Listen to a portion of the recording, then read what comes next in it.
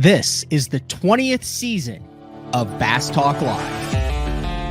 BTL is presented by Bass Cat Boats, Strike King Lures, Aftco, Pro Guide Batteries, Spro, Gamakatsu, The Bass Tank, Denali Rods, Beatdown Outdoors, and Sunline. BTL coming at you.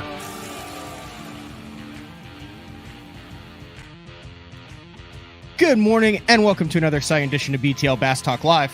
We are going to talk bass fishing with a couple of familiar names today. First of all, we'll have Matt Looney jump on from Bass Cat Boats. He's going to talk a little bit about his 5th annual boat giveaway, Bass for Beckers, for just a $25 raffle. We have a chance to win a Bass Cat powered by a Yamaha at the end of the year. He's done it before with his NPFL and his Bassmaster and MLF boats. So he's doing it again this year. I'm getting involved with it with a June giveaway that will take place later. So we'll get Matt Looney on. Then what better guest to have on than someone that's hot? Winners. Guys who are doing it, making it happen. So we got a couple of those. Special announcement, Drew Gill, fresh off of his first BPT win. He went straight up to Champlain, is practicing. He said, now I'm supposed to be practicing on Tuesday morning for this tournament on Champlain. He goes, but if you want me on beat, I said, dude, we're not taking practice time away. How does an evening show, a night show sound? He said, actually his exact words were, quote, exquisite, which was an interesting word of choice for like a 21-year-old kid. He said exquisite. So tomorrow, Tuesday, June 11th, 8 p.m. Central Time, 9 Eastern, live, Drew Gill, fresh off his Chowan River win, will be on BTL. And like I said, guys who are hot are making things happen. Mark Jeffries just bowled his 24th 300th game last week. And he's making me a little nervous. Like, he's not going to say anything. See, there he is. He's waiting. Boom, he's gone there. But 24th. And I was thinking, we got to get Mark on to talk about that. But then I also realized that I've been having a lot of conversations about how to, quote, fix the industry. So he doesn't know this, but we're going to fix the bass fishing industry today. So that's what Mark has. So let's bring in Matt Looney with the coolest backdrop. No, Kevin Van Dam's is a cooler backdrop. This is a pretty cool backdrop, but what's up, Matt? Hey, how are you doing? How's life in Mountain Home, Arkansas? I know you recently relocated there with the family. Got to see you at the owners tournament. Yeah. And then I made an additional trip up there, which, by the way, you guys kind of threw me under the bus. You had like half of the Bass Cat staff waiting for me to show up to pick the rods up that I had forgotten in the rod box after I dropped the boat off at the factory. Yeah, that was a good one that you're probably not going to live down for a while. No, but do you remember why you said you wouldn't make fun of me too much? Is because you said that it was something that you could see yourself doing. Oh, 100%. I have given back before Bass for Beckers and all this, when I'd sell boats, I've multiple times had to like contact the buyer and be like, hey, did you find XYZ? And they ship it back to me. So I'm pretty good at doing the same thing. It was just funny because you had to drive quite a bit to do it. Yeah, it was about 12 hours. I did have 2 of my other buddies that called and said, hey, we're laughing at you, not with you. But they had both done the same thing. One of them was a guide and had gone on a guide trip, got the client out on the water, and realized that after rigging all of the rods the previous night, he had failed to put them in the boat. So I feel like that's worse when you have like guide clients on the water and you're like, all right, you get them out there, you're ready, you open the rod box and you're a guide and you go, man, I don't have any rods. Yeah. Don't have any I've rods. done the same thing hunting. I've gone all the way, driven 5 hours, go to deer camp, spend the whole night there, get up early in the morning, and left my rifle or my boat at home. So I've pretty much been doing the same thing you've done, but now it's just I can make fun of you for it too. It happens. One of the things, the main thing, we got a lot to talk about today, but I'll save that for Mark, is the last 5 years you started and have been very active in a 501c nonprofit organization called Bass for Beckers. Talk a little bit about that, and then I am helping out with the June giveaway for BTL listeners. So I mean, basically, long story short, this is your chance to win a Bass Cat with the Yamaha for $25, right? Yeah. No. So this started back in 2017. My nephew Talon was diagnosed with Beckers muscular dystrophy. So that's where Bass for Beckers comes from. And there's kind of two forms of muscular dystrophy. There's Beckers and there's Duchenne's. And Beckers is a little bit of the lesser aggressive, which is, I guess good for our family, but obviously it's not great overall. But so when he was wanting to go to summer camp or do a muscle walk or things like that, we were constantly having to like sell these $20 t-shirts or do these weird things in order to raise money for him to be able to go to these things. And I was like, man, how can I use my platform as an angler to raise money rather than, people get tired of buying t-shirts. So I went to some partners I had at that time and, super awesome to work with. They jumped on board. Yamaha was one of the first ones to jump on board. They said, yeah, we want to be part of this. And so we're actually able to raffle off my tournament boat every year for a $25 ticket. So the same cost of a t-shirt, you get a chance to win a boat. And then we have monthly prizes as well. So the annual prize is the boat. The monthly prize, like this month, will be a fishing trip with you that we pay for, all the travel and stuff on the back end to the winner. So that way they get to just go enjoy a trip with you. At the same time, we get to raise money. It's awesome. This is our 5th year of it. My nephew's actually doing great. He had an appointment last week where they basically said, hey, let's hold off on any experimental medicines or cures right now because he's not showing any signs of weakness at this point. And things are looking really, really good. So very thankful for that. And we couldn't do it without the support that we've had. We get to donate to the summer camp fund and different things. They've changed camps now ever since COVID. So some more donations go toward research and development and things like that, but still being able to support that muscular dystrophy community through, an awesome opportunity in the fishing industry by winning a boat. Fantastic. $25. The link is in the YouTube description for this. Now, listen, guys, I do a lot with St. Jude Children's Research Hospital. I asked for donations for the Bass Fishing Hall of Fame and Bass for Beckers here. And I thought, man, am I hitting the listeners with too many? Hey, here, this is where we want your money. And here's where I ended up with. You cannot go into a Bass Pro or anywhere these days without spending $100. You walk in, you buy it, and all of us do that multiple times throughout the year. So the way I'm looking at it is, these are reputable things. You know where the money's going to. They're all established. 501c Bass Fishing Hall of Fame, St. Jude Children's Research Hospital. $100 for the entire year. You can support St. Jude. You can support Bass for Beckers. You can donate to the Bass Fishing Hall of Fame. 3 different things across it. So I'm proud to be a part of it. The trip will throw you on a guest segment on BTL, and then whether you guys want to do crappie, bass, it's kind of up to you guys. It went really well with the Bass Fishing Hall of Fame giveaway earlier this year. Actually, CJ Glenn came in. We went out, we cracked 26 pounds, had a great time, went and grabbed some burgers and ice cold Coca-Colas. And I still talk to the dude like probably on a weekly, every other week, or share messages on social media and stuff. So proud to be a part of it. This is something that you're approaching $500,000 over the 5 years that you've done this. I think the winner from last year's boat actually is in Oklahoma. Yeah, it's kind of crazy. So the first year, the winner was in Phoenix, Arizona. We delivered it out to him, and it was super cool. Then the next year, the guy was in Texas. Last year, the guy's in Ohio, and he's all the time sending me pictures of a big smallmouth.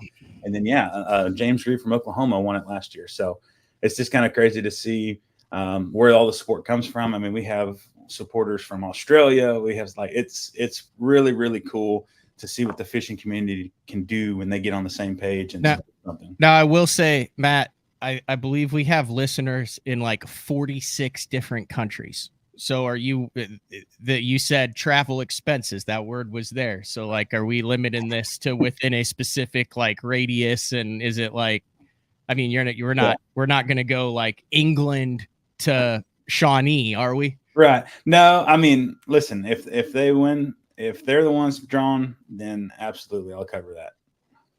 Okay. Yeah, I mean, we gotta be fair, right? We gotta be fair. That wouldn't be fair if I said okay.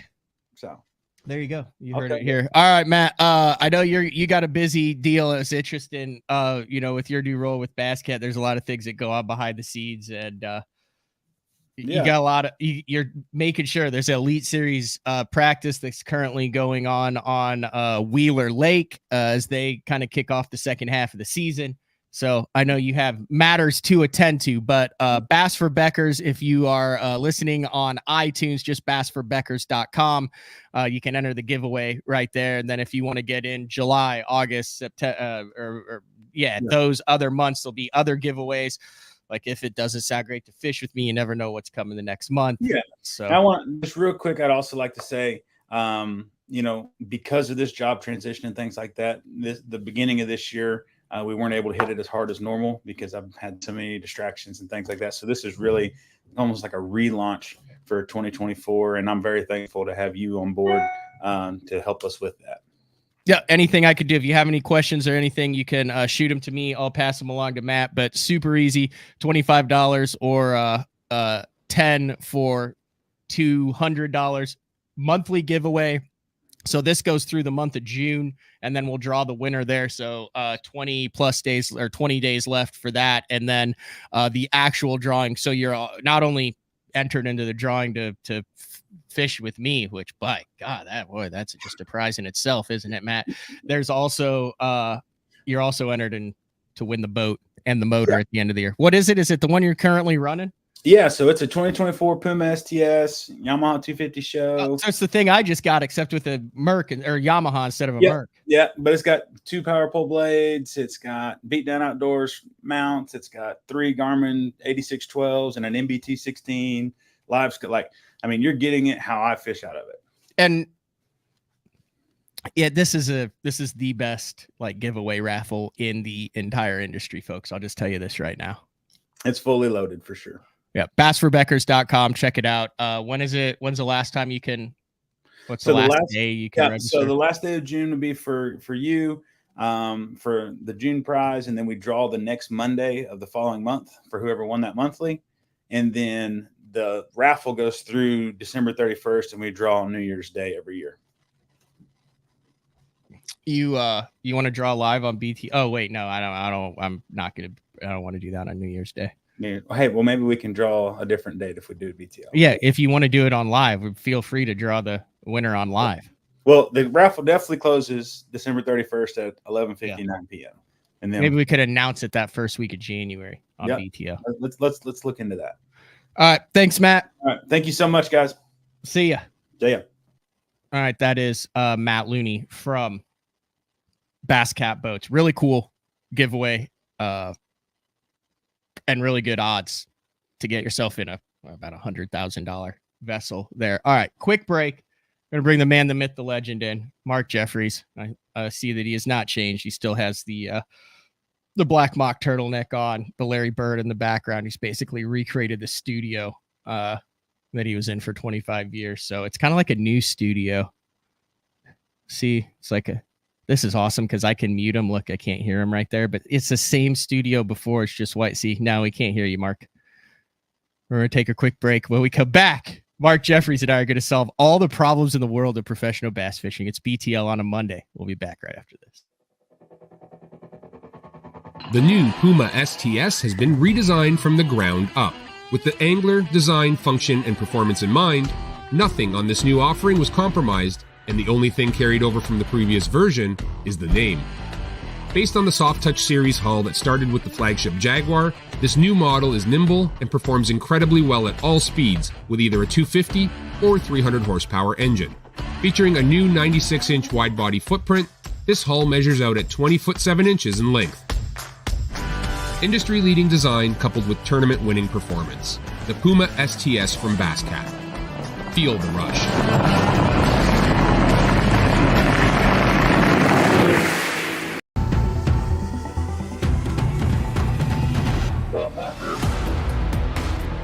Gamakatsu, the innovation leader in fish hooks, is launching Nano Alpha technology in 2024.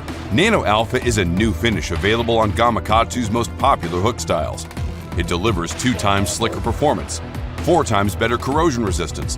Nano Alpha technology makes the world's greatest fish hooks even better in 2024 to help anglers catch more fish. Born in Japan, using technology, innovation, and precision, Sunline produces the widest selection of fishing lines at the most technologically advanced line factory in the world. Manufactured at the strictest tolerances to produce victories at the highest levels of tournament bass fishing. From household names like Christie, Swindle, and Cruz, to young guns like Cook, Logan, New, and Welcher, they all trust Sunline to take them to the top of the leaderboard. Choose the line that will give you the strength to guarantee your confidence. Sunline. All right, welcome back. BTL on a Monday. Reminder, Drew Gill tomorrow, June 11th, 8 p.m. Central Time. Get your questions in for Drew. So I'm going through my fishing line, all my Sunline stuff, and I found a stack of cards for 30% off at Sunline America. So tomorrow, I love doing the giveaways on the evening show, and this is a giveaway that I don't have to mail to anyone, so it'll actually get out there, you'll actually get it. So a couple comments that we pick, I can send a picture for a one-time use on the Sunline America website for 30% off of Sunline. If you guys are looking for some summer line, we will have that giveaway tomorrow evening as we talk to. I talked to a dude who's won over almost probably $2 million in bass fishing, and he named off, in his opinion, who the best anglers in the world are right now. And Drew Gill was in his top 5. It's a true story. I thought that was very interesting. So we'll talk to Drew. But right now we're going to talk to Mark Jeffries. What's up, Mark? I'm in my office, man. It looks good. I said, everyone said I needed to be nice to Mark Jeffries. So no, the office looks good. You're not at home. No. Oh. It's there was the National High School Bowling Tournament took place in Lancaster, Pennsylvania last week, or actually this past weekend. So I've got a list here. I actually had a player at that event, and he did a fantastic job recruiting for me. So I actually have phone calls to make this morning. That's fantastic. Raj Bass right off the hopper says, why do I always get the feeling that Pangrac knows more than he can tell us? Because I learned from Mark Jeffries on what you, not only what you can and can't say, but what you should and should not say. Right? Yeah. How often did you explain when you decided, when you started the show, how you wanted it to be?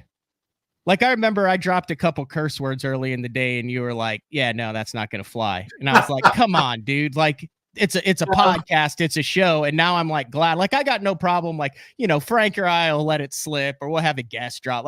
But as a whole, it's a fairly clean show. And that was one of your big sticking points, even though off air, I've heard you let them fly. I just thought it was a platform that you needed to maintain that professional, very journalistic approach. And you think about the way that journalism has changed over the past 30 years, Matt. It's crazy. It was very, very clean. I mean, there wasn't any cuss words 30, 40 years ago.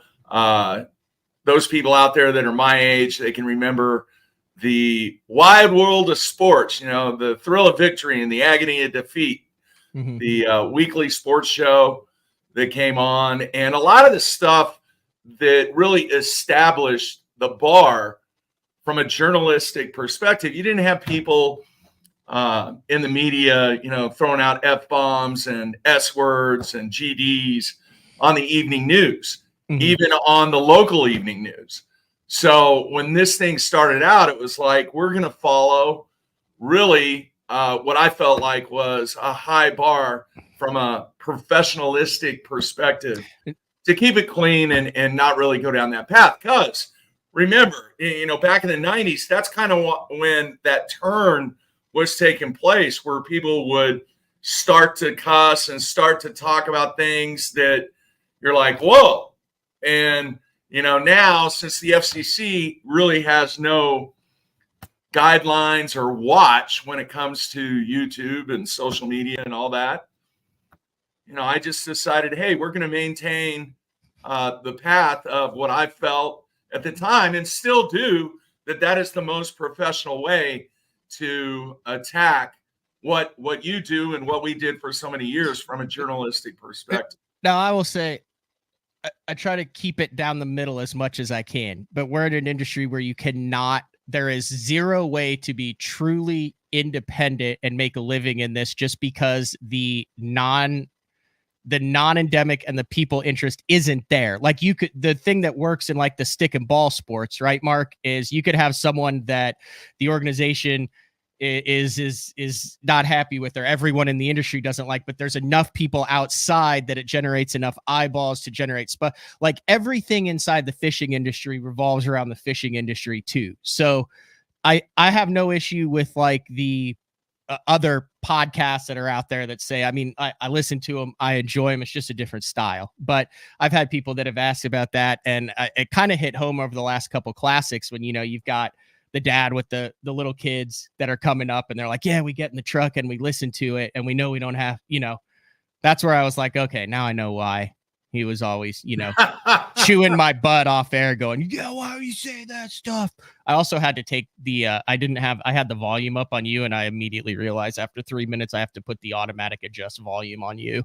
Oh, sorry. But anyway, there's good acoustics in the office here. But it's good. So one of the reasons I have you on, you did the Mark After Dark thing last month, but you sent me a text and you said all it said was number 24. Yeah. 24 300 games. Bowling. Yeah, we're going to talk about bowling. Yeah, it was number 24 800 too, which is kind of the benchmark in bowling. They call it an honor score. So if you can bowl an 800 series over 3 games, that's actually a bigger accomplishment than bowling 300. But I'm telling you, man, it was weird, Matt, because number one, I was down on lane 1 and 2 and 3 and 4 because we moved after game 2. So it was really kind of weird because nobody even knew what was going on. Like the people that were bowling in the league, and they had no idea that I had the front 9. So this was this a league game? Like this counted? Like this wasn't just you eating pizza with the boys. This was in a league game that you bowled at 300 in. No, it was a summer senior league that we bowled in. The past 3 years? It's kind of the pickle for senior bowling here in the Oklahoma City area. Easy. You can't. It's hard to church up senior bowling league, Mark. That's kind of like big league at a Thursday night W. Yeah. Well, I'm kind of bummed out because this week is the start of the senior U.S. Open, and I had all kinds of plans, obviously, to be. Yeah, that's what you were trying to make, right? Yeah, and the back just not there yet. I mean, I can bowl, 6-8 games, but to bowl 42 games over 3 days, I'm just not there yet. Not there yet. But anyway. It was a time to reflect, Matt. It was really kind of bizarre because, I am old. I mean, I say that all the time. I'm 61 years old. And you sit back after you accomplish that and you think, well, is this going to be the last one? Is this going to be the last time that I bowl 300?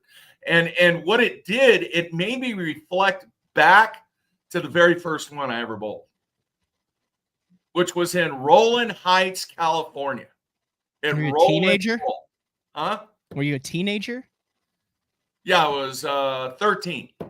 Oh, you bowled a 300 at 13. Yeah. Wow. Yeah. And the irony of that is when I turned 16, there was another tournament at Rowland Bowl in Rowland Heights, and I bowled 300 again. Is this left or right-handed? No, I was right-handed. When did you bowl your first left-handed 300? Left-handed first one was in my 20s. Are there still only 5 people who've done that? No, dude, 300s this day and age, is like getting a 17-pound limit on the St. Lawrence River. Let's do a little history, because Rajbas goes, why weren't you a pro bowler? I was. I was and still am. I mean, I still have my PBA card, but when I graduated back in the 80s from college, I wanted to give it a shot. And it was, at the time, it was kind of like golf, where they had the PT school, but in bowling, they had what they call the rabbit squads or the Pro Tour qualifiers, where you actually had maybe 175 people vying just to get into the tournament. In other words, you had to bowl just to qualify to be a part of the field in the tournament. So I did that in 6 events, and I made the field 3 out of 6 events, and I earned 1 check. And after that 6th event, it was like, I got to go get a real job. What was who's your biggest names that you bowled against? Did you hit? I mean, everybody. You name them. They were there. Who do you think you are? I am. Have you bowled against him? In fact, 2 years ago in the Senior U.S. Open, he was right next to me. And he was cool as can be to me. You know, super nice Pete guy. Weber, right? Yeah, Pete Weber. He was right next to me.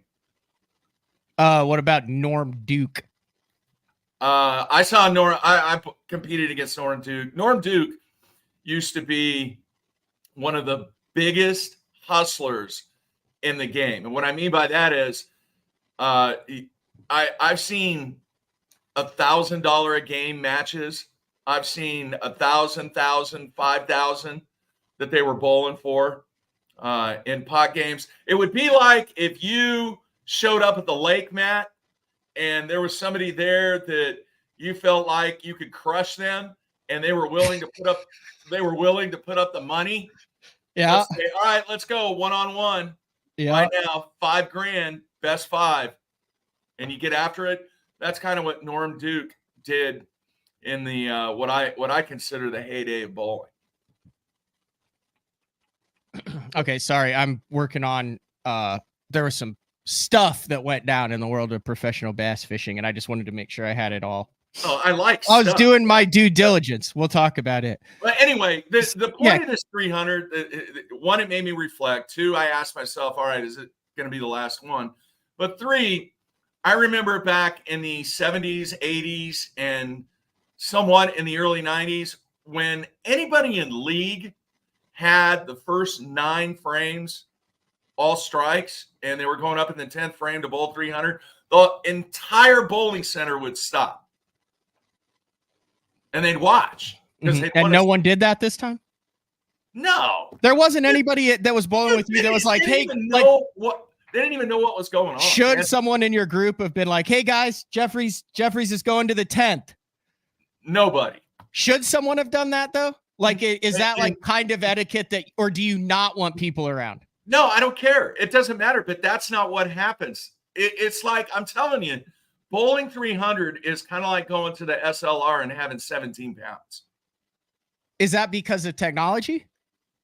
A lot of it is technology. A lot of it is no restrictions on what oil patterns they put on the lanes.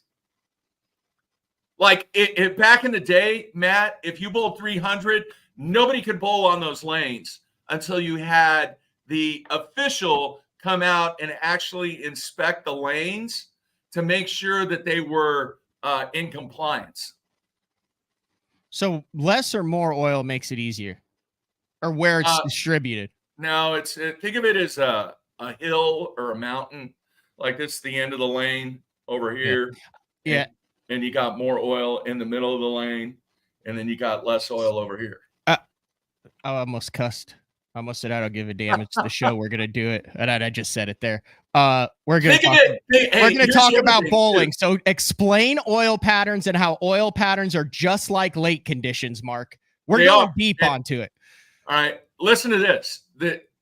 There is something that in recent with recent technology that's available, we actually get topographical maps of wear and tear on lane pattern on lane surfaces now.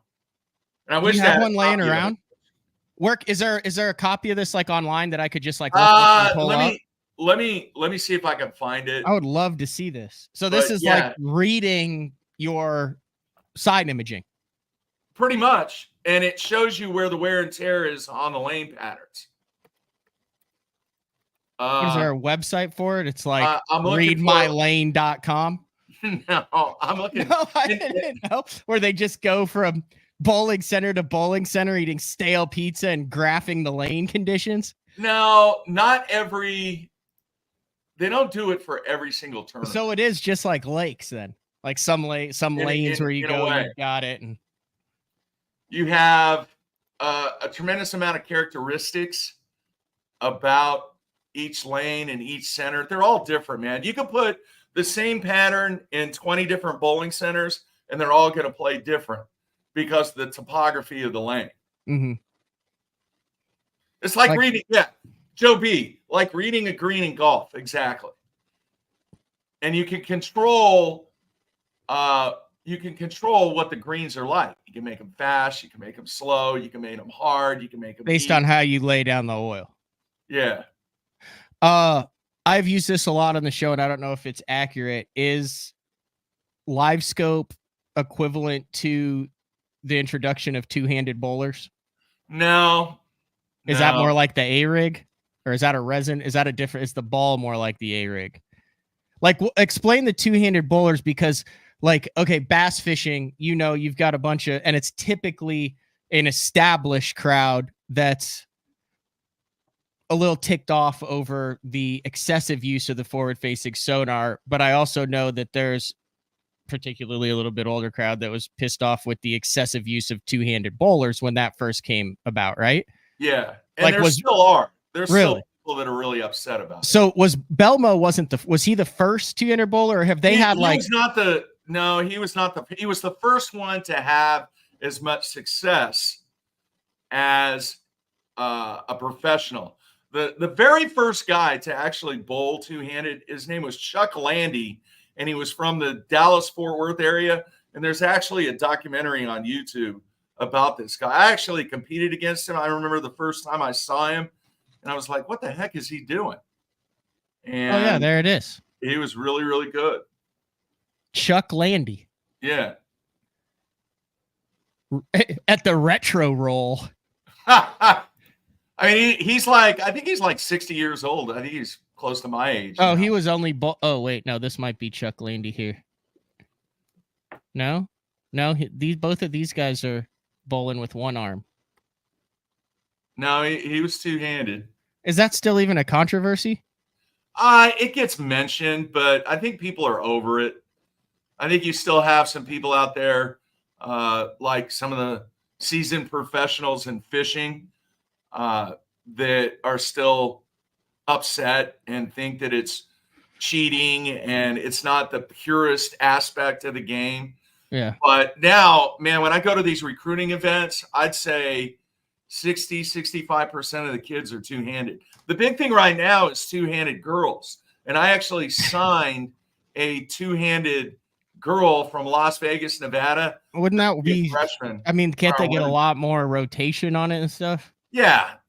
Rotation, speed, control. I would say if you guys missed the old Bass Zone website, Jeffries has recreated it in different colors with Southern Nazarene University bowling. What do you mean? It's a very retro feel to it. It's a very BTL retro feel to it.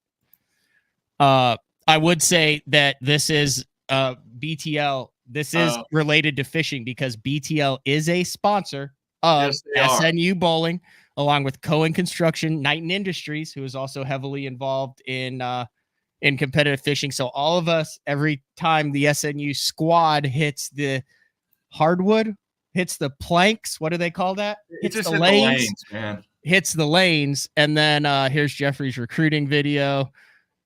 We've already ran this one.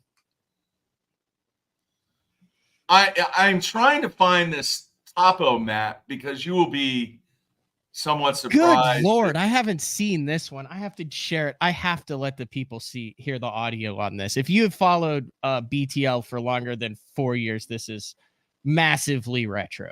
What's that? Just the aggressiveness of this. Okay, so here it is. You still kept the orange, even though your school's red. And No, it's only for that word. ladies and gentlemen, please adjust your speakers in 3, 2, 1.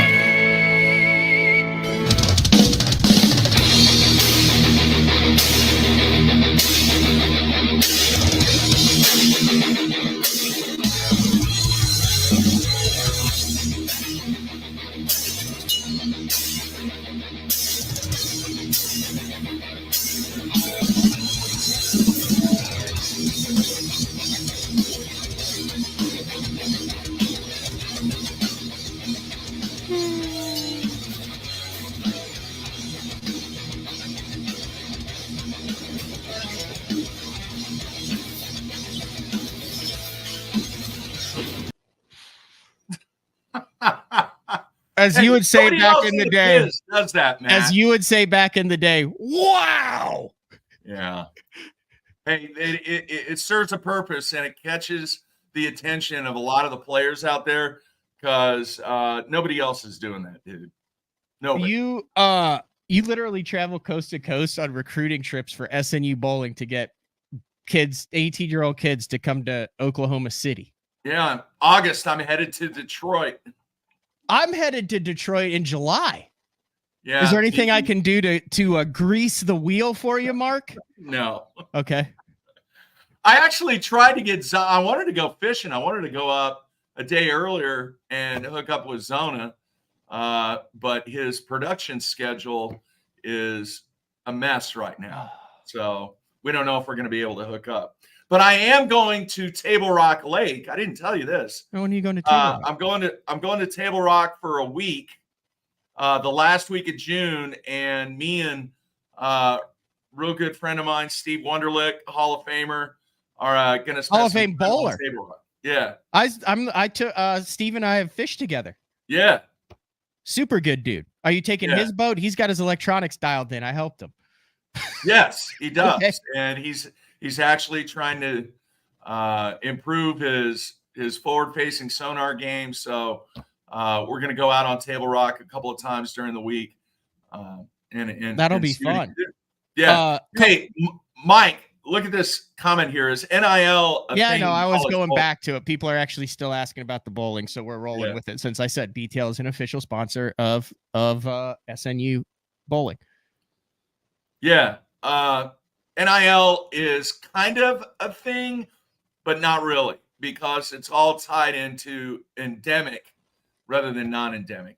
There's very, very few non-endemics involved with bowling. Scott wants to know if there's a portal. Yeah, absolutely. In fact, I got the National Player of the Year runner-up. Will be part of the SNU Crimson Storm next season on the women's side in the portal. So the portal is very, very, very valuable, but you got to know how to utilize it. Listen, for those who are just kind of around. So when Mark retired from BTL, he didn't, there was a, I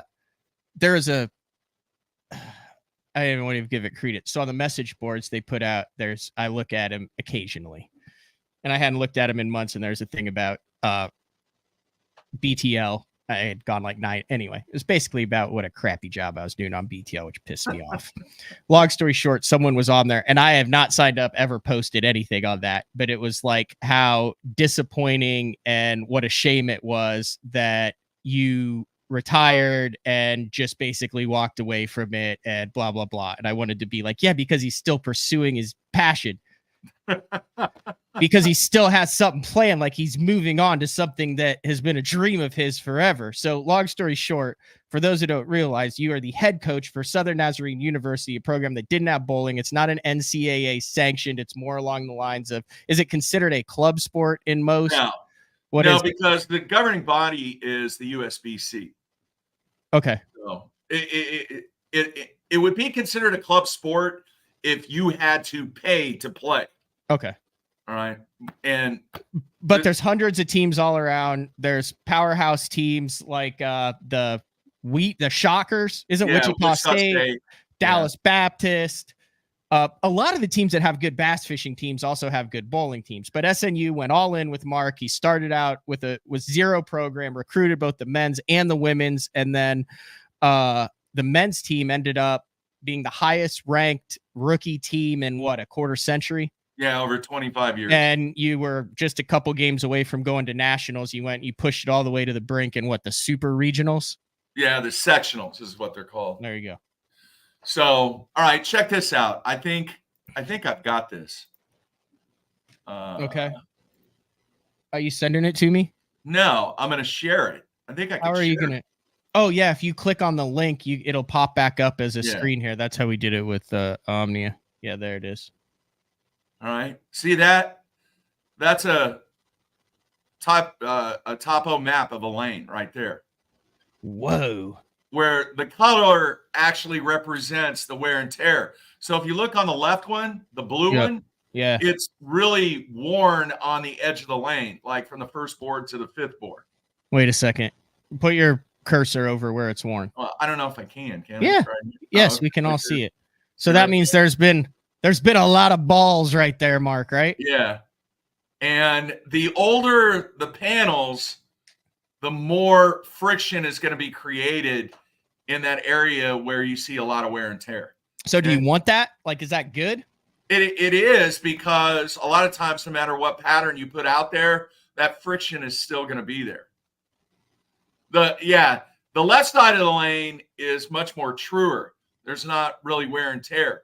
But if you look at the one on the right, the left side is torched and the right side. Why is that? Is that like a lefty that's just been practicing on that lane forever? Or is that how it was laid down? Years and years and years. Like a typical panel will last 20, 25 years. Well, wouldn't all of the panels then be more worn on the right because the majority of people are right-handed? Not if they're newer. It takes a long time to put in this type of wear and tear on a lane panel. So are there bowlers, professional bowlers? This is Basic Fishing with the Bobbers, kind of asking the same thing here, who are better at reading lanes than others, and like that they're known for their ability to read lanes. 100%. And that's one of the biggest criterias and what we work on a lot. It's called read and react. In other words, you have to interpret. It's just like figuring out the pattern on the lake and throw forward-facing sonar totally out of the mix. It's kind of old school where you've got to read and react to what the fish are doing, where they're moving. Are they suspended? Are they around boat docks? Are they shallow? Are they keyed on laydowns and stuff? It's the same thing in bowling, except you have changing conditions all the time, just like what you do on the water. So you have to figure out what that transition phase is from a fishing perspective, from the morning to the mid-morning to the midday to the afternoon. Well, you're doing the same thing in bowling. It's just the conditions are a result of all the other bowling balls that are going down the lanes. So what I teach is and really stress the ability to have the confidence to do what you're doing when you're reading and reacting what the lanes are transitioning to. It's just like in the old days, Matt, and I don't even know if they do this anymore, if it is even applicable. In the vintage days, you go out, you throw a topwater in the morning, you try and get a big fish on top, and then the clouds would go away. It'd become bluebird. Now you go do what you do, be it throwing a that's applicable during the shad spawn. Most of the time now you just start and stop with the old scopernator. Yeah. So that's what I said. Throw that out of the mix. Yeah. If people could relate to the way that things kind of worked when you'd go out, you try to get a topwater bite. When that was done, boom. Now, based upon what you found in practice, this is what you do. Well, it's kind of the same way in bowling from the perspective of there are all kinds of factors that goes into play on what happens to a lane pattern throughout the day. And the better that you can get on reading and reacting based upon the conditions on the lane, on the lake, more fish you're going to catch, more pins you're going to knock down. And how many years ago did I say, Matt, that there were a lot of similarities between the game of bowling and the game of fishing? Since I've known you. Yeah. There really is. I haven't just been texting. I got to pull this up. So I told you this is very applicable because I know I think Beckers on the instant feedback here, and Drew Gill just won the BPT.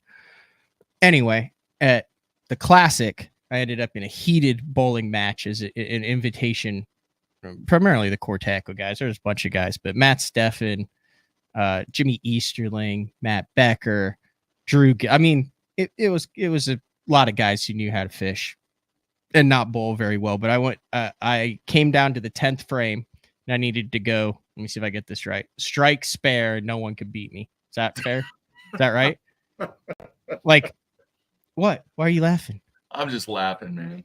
So I've got the video pulled up because Stefan, but I'd like you to analyze this. I'm going to go with me on big screen. I want you to analyze. So this is what this was the shot that just sunk the hopes of Matt Steffen, Drew Gill, and Matt Becker.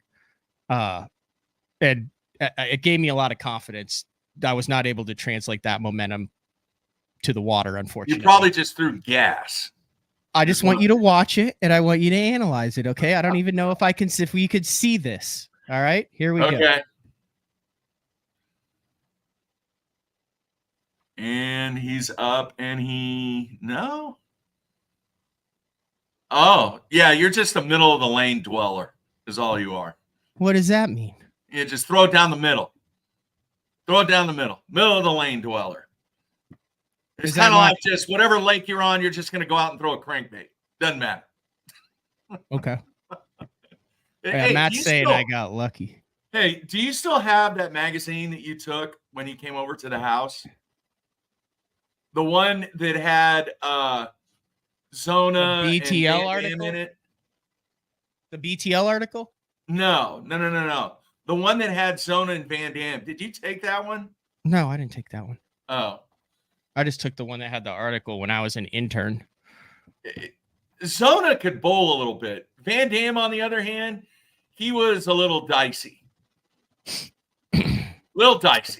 But that was back. I don't think you were on the road then. Yeah, no, I was on the road. You did the whole thing, and yeah, I was with you that whole bowling thing that you did.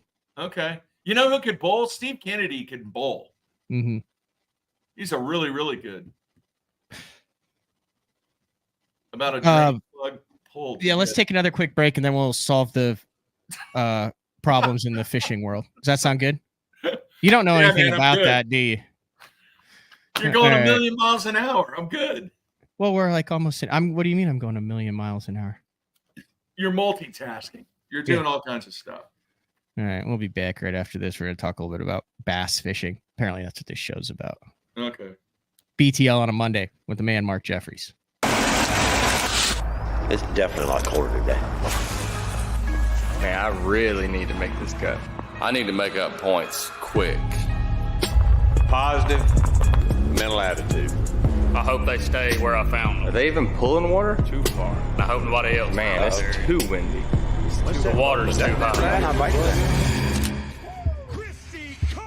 Avco, keeping you comfortable on the outside, no matter how you're feeling on the inside.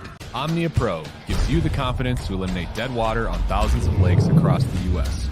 Exclusively through Omnia, utilize our map layers containing critical real-time satellite information to see water temperature, water clarity, and important weather data all in one place, along with 1-foot contours for navionics and detailed CMAP social mapping. Matched with Omnia's industry-leading loyalty credit program on all your tackle and gear needs, this is the only app you need in your arsenal for success on the water. In 2023, we became a household name in the crappie fishing world thanks to Power Breaks, the game changer. Hey, bass fishing world, buckle up, because you're next. It's going to be fun. Welcome to the next evolution of our product line, Power Breaks Sidekick, designed to install right on your shallow water anchors. We are the first and only fishing brake company to offer a breakaway system. Just like with the Game Changer, the Power Brake Sidekick has it as well. And it's not a matter of if you're going to need it, it's when. Power Brakes, the most durable fishing brakes available on the market today. Made right here in the USA with our rock-solid 2-year warranty. Hey, not all fishing brakes are built equally, and you owe it to yourself to find out why ours are different. Power Brake Sidekick. Order yours today at mypowerbrakes.com. You'll be glad you did. Welcome back, BTL, on a Monday. Reminder, Drew Gill, tomorrow night, from the, I'm going to say it wrong, the Chowan River in North Carolina. Way more like prehistoric than I thought it was. Props to MLF for going to a place that no one had ever heard of. It's pretty cool.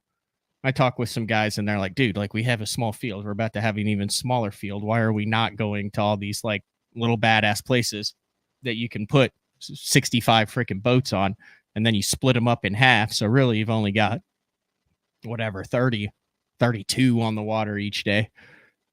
You know what I mean? Yeah. You got somewhere to be or something? No. I'm reading one of the latest magazines are still relevant. Well, we're doing a live show here, Mark.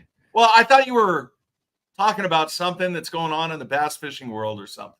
I mean, I can let you go and I can cover the pulling of the drain plug and the releasing of the fish. And no, I want to know. I may want to weigh in.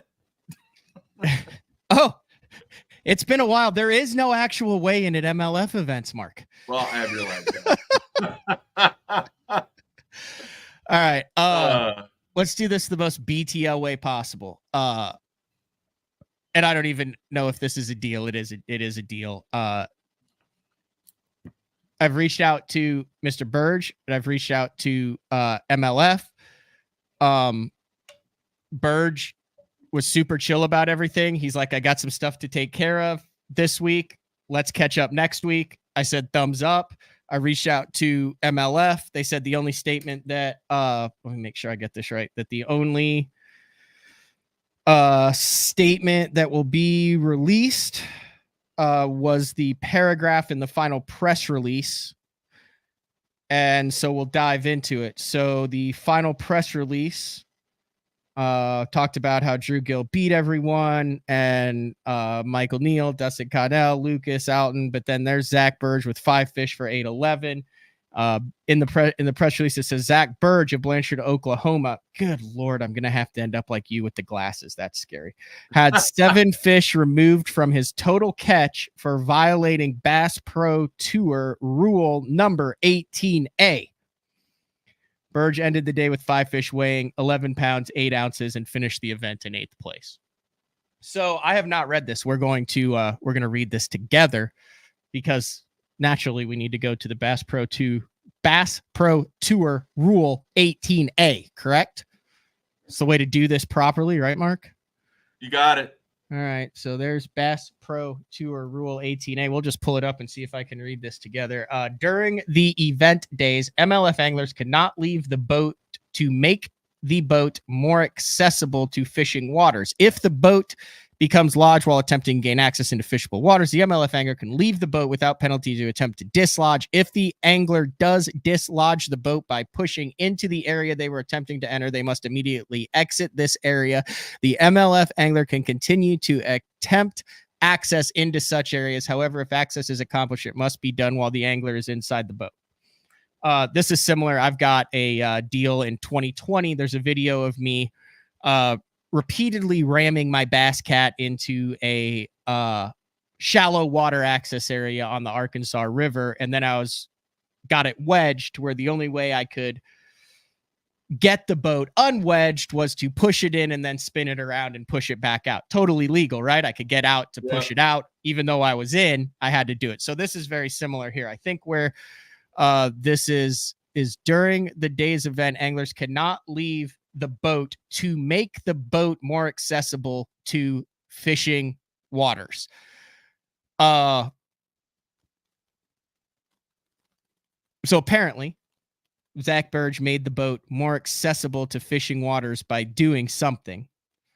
how far down the he said, she said thing? That's like actually the only actual statement that's out there because Zach doesn't have an official statement. Yeah. But what happened was he got in the water. He took his drain plug out so he could get under a bridge. The same thing that everybody that's done in the past, right? Yeah. And then he jumped back in the boat. He caught fish. Then they were like, whoa, you can't do that. So he had to throw his fish back, or not. Well, they already threw them back. He had to leave the area, and the fish that he caught in that area did not count. Right. Now, a couple things. There are boats where you can open the drain plug without leaving the vessel.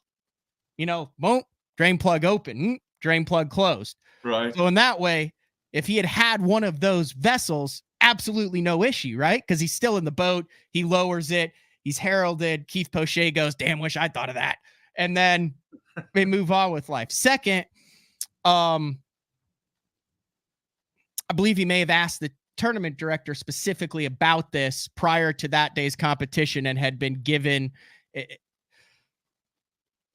the okay based on that side, based on what we understand, and then was told his marshal received a call 2.5 hours into the day that was not the case. Yeah.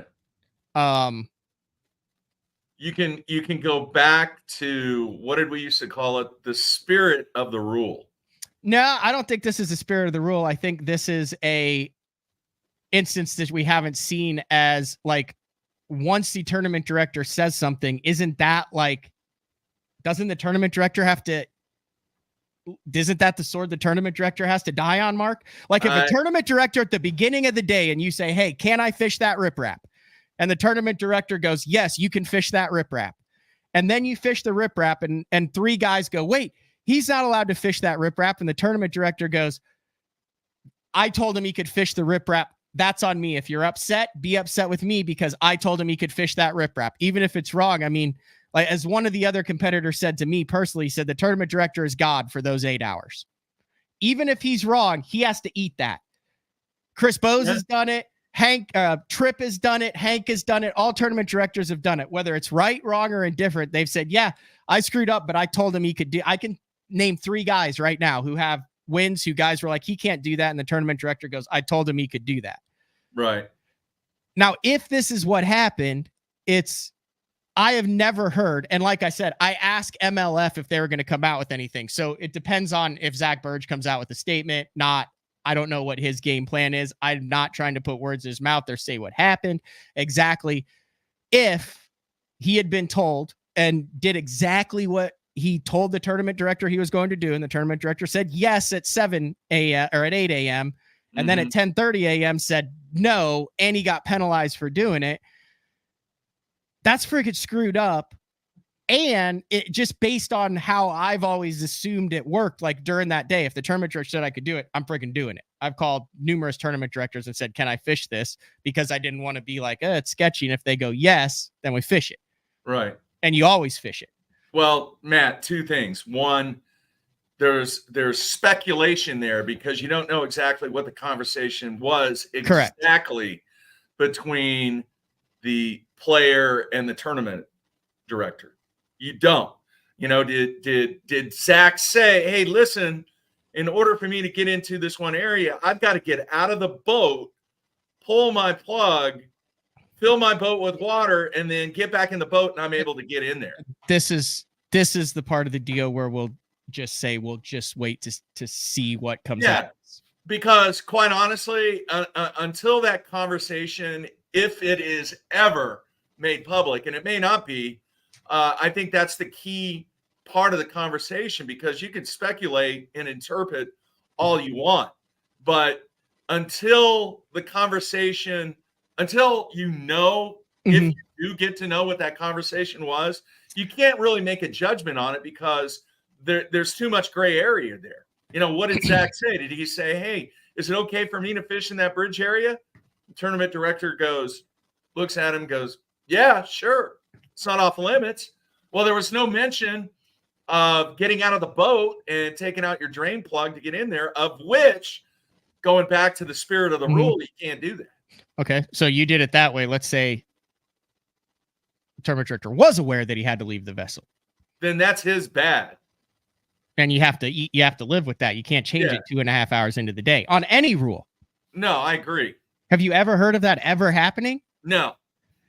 So ideally, if you're going to do this in any level, from club where your tournament director is 75-year-old Jim who smells like potted meat and has been a jerk for 25 years, but is the only guy who wants to put up with being the tournament director in your club, or you're fishing the very top level, anytime you do that, to make it safe, you have to have it in writing. You have to have it either in text or in writing, where you lay out what you're asking and what you're going to do, and you have that response in writing. So if this happens, it can't be a he said, she said over a phone conversation. It has to be, look, he said I could do this. This is what I texted him. He said yes. Yeah, I agree with that. I mean, that's the best way to make sure that you have anything that might be gray. Mm-hmm. Well, now it's pretty much black and white if you have it in writing. Here's the other thing too, Matt. In other sports, how many times have you seen, say, either a referee or an umpire just make an egregious call, and even after the game has concluded, and the NBA or Major League Baseball says, yeah, the referee, the umpire, they blew that call, but the outcome never changes.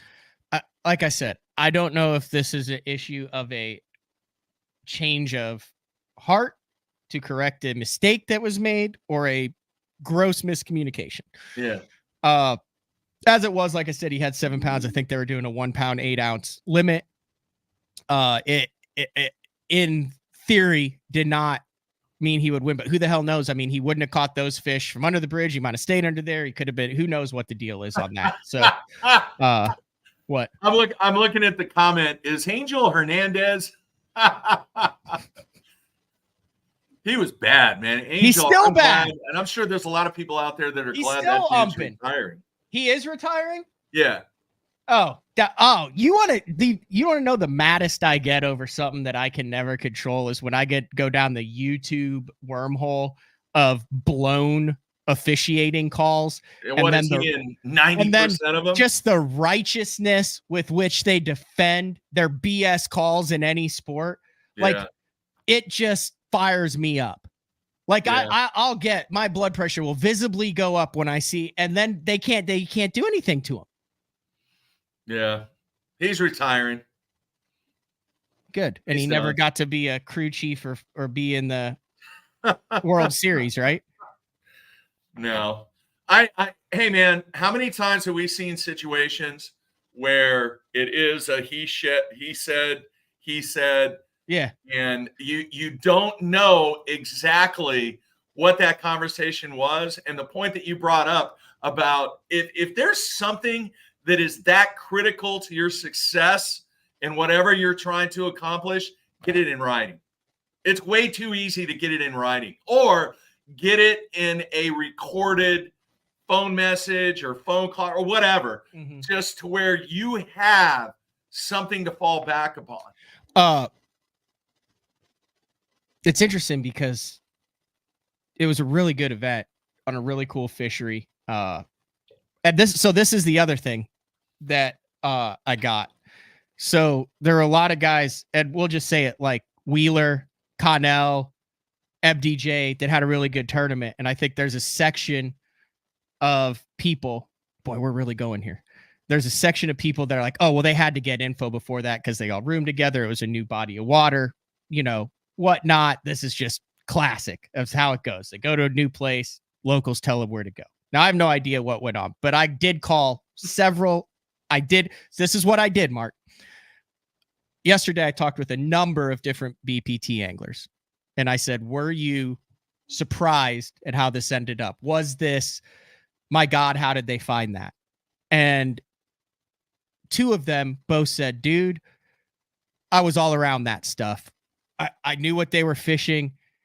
These are literally the best guys in the world, and it did not shock me that they found it because of how good they are and how they break down water. And in his mind, straight up homework and incredible detail. He's like, because I was around it, because I was there, because of probably the same reasons, but they were able to find the juice on the juice. And those guys are the best at breaking down water. That's why they're the best in the world.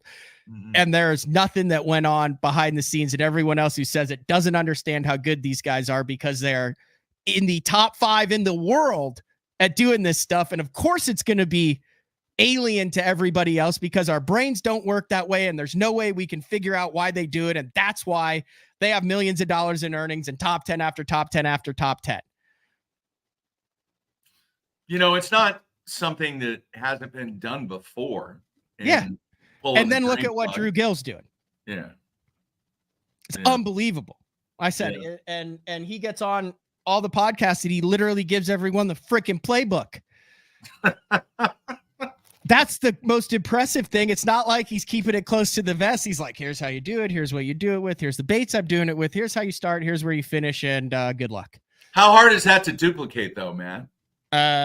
Well, I've tried it 3 times in the opens and I finished 30 something I thought I was figured it out. I thought I was like, oh my God, I figured it out. Because I had interviewed Drew Gill before Washita. Yeah. And so it drops the first practice day of Washita, and we're talking pattern, not specific lakes at all. Like he runs this across the country, and I did it and it worked. I was like, oh my gosh, I found the freaking code, uncracked the Da Vinci code. And then I went and finished 168th and 120th in the next 2 doing the same thing. So all right, I have a question for you. It's actually a fishing question. Jack and I last Friday went to Lake Texoma. Okay. Lake Texoma, I think, was like 5 feet up. The water's in the bushes big time. So for the greater part of the day, now the water clarity, you could see about a foot. The water looked incredible. All the rain that they've had down there. But we made the decision, we're going to go down, we're going to flip, that's all we're going to do. I mean, we may throw a top water, obviously, here and there, but primarily going down there to flip. So as we were what I classify 4-wheel fishing, because that's what it is to me, 25-pound fluorocarbon, creature baits, worms, that kind of stuff, right in the thick of the bushes, we would start to catch fish. But, dude, they were in the nastiest, just middle part of the tree, to where if you did get hooked up, it was 4-wheel fishing. So as this progressed, like I caught one fish, it was probably a little bit over 4 pounds. It was probably a 6-pound fish. It was a rail because it was big time post spawn. But anyway, it got me thinking, when the fish are in the bushes like that, and once again, I mean, I just don't know because I'm not into it. When the fish are in the bushes, do you think that people that try to catch fish with forward-facing sonar actually miss out on opportunities when you have conditions that they may not even have the confidence in doing when they see all the bushes in the water? What are your thoughts on that? No, because we're learning that there's a whole group of fish that just don't do that. I mean, you're missing out on some bites. When you see all those bushes in the water and you're a forward-facing sonar guy, you just go, I don't care about that. I'm gonna go 100%. 100%. Okay, I'm blown away by that. But once again, I am removed from the whole forward-facing. 100%. It wouldn't even cross my mind, Matt, to do that. It probably wouldn't have crossed my mind right now where I am trying to learn and get better. It probably would not have crossed my mind to flip bushes. I would have been out in the middle the whole time. Yeah, but you suck at that. You don't like doing that. I love flipping bushes. What? Dude, I freaking top 10 to Toyota series on Rayburn flipping bushes. Okay. I thought that wasn't in your wheelhouse. No, I love flipping bushes. So if you had an event on Texoma, and once again, I plan on if it's up, I plan on doing that at Eufaula, but that's a little bit different because I'm out of it in the points. How is it different? If I'm fishing for, no, I mean, I'm talking about like a purist scoper who's like a Drew Gill. Like, I don't think Drew Gill would have even noticed that there were bushes in the water on Texoma. Like, if you dropped Drew Gill on that lake and said, we'll give you $20,000 if you catch 20 pounds. And he, look, I don't think he would. I'll ask him tomorrow. I don't think he would even entertain the idea of putting a jig or a brush hog in a bush. Wow. The game has got to that level. It hasn't gotten. It's been to that level, Mark. Okay, so let me ask you this. You're on the damn show on River, and everyone's out in the middle with a freaking minnow. Go watch Milliken's last video from the St. John's River. He's out in the middle chasing freaking fish with a minnow. Jonathan Kelly's right out there doing the same thing with a jerk. That's to say that's a St. John's River, folks. Like it's not getting there. Okay, so in there. Isn't there a bass event coming up on Wheeler? Oh yeah, it's gonna be a disaster. Like not in a bad way, but I mean, I think 8 out of the 10 rookies will be in the top 20. So they're just gonna totally blow off ledge fishing. No. There'll be the Decatur Flats will have 60 boats on it, but I mean, how deep do I need to go onto this? Like, I mean, you know what's going to happen. I mean, just look at the Bassmaster Open last year. What instead of having guys lined up on the ledge where they're using, I'll tell you exactly what's going to happen. All right, Mark. So instead of having guys, so you remember when we went to Wheeler Lake to cover the Elite Series tournament, and everyone gets out on the freaking ledge, and you got guys slinging crankbaits and dragging Carolina rigs and big Texas worms and stuff, and they're just getting on the ledge and they're either casting up because they found their shell or any of that stuff, right? Mm-hmm. So here's the difference. You had like 1 or 2 guys on top of that ledge, if you remember, like a Steve Kennedy, who's up there in like 3 foot of water throwing a friggin' swim bait or a top water, and everyone else is right along the ledge. Well, now you've got guys roaming the whole dang thing, because with forward-facing sonar, you can see the depressions, individual stumps. So now guys aren't just fishing the ledge, they're fishing the stump on the ledge or the exact spot on the flat. So you've got guys that are running all over fishing stuff that everyone was just on the ledge before. Now it's just they're everywhere because you can see every little thing that holds fish. Does that make sense? That's the difference between what it was and what it isn't. So there'll still be 70 guys out there because that's where the majority of fish are. Just how they're fishing and where they're fishing and how long they're staying is what changes. It does. It does. And obviously that's how the evolution of the game has been changed by the technology that is driving performance now. Yeah. And you know what, man? It's that way in a lot of sports. It really is. There's technology being introduced that has totally impacted the game. But I'm going to be honest with you, Matt. It's mind-boggling that if you drop somebody on Lake Texoma right now and the water's in the bushes, 3.5, 4 foot, that people just wouldn't migrate very quickly. I think if you where drop the bushes are the top 10 BPT guys, these are the standings. If you dropped Wheeler, AJ Jr., DC, Drew Gill, Zach Burge, Justin Lucas, LeBrun, Cole Floyd, Martin Villa, and Matt Becker. If Matt's still listening, I'd like him to either confirm or deny this. And the water is in the bushes. I think 7 of those 10 don't fish bushes. I think Nick LeBrun would fish it. Cole Floyd, maybe not. And I think just Justin Lucas out of principle would maybe put a jig in a bush.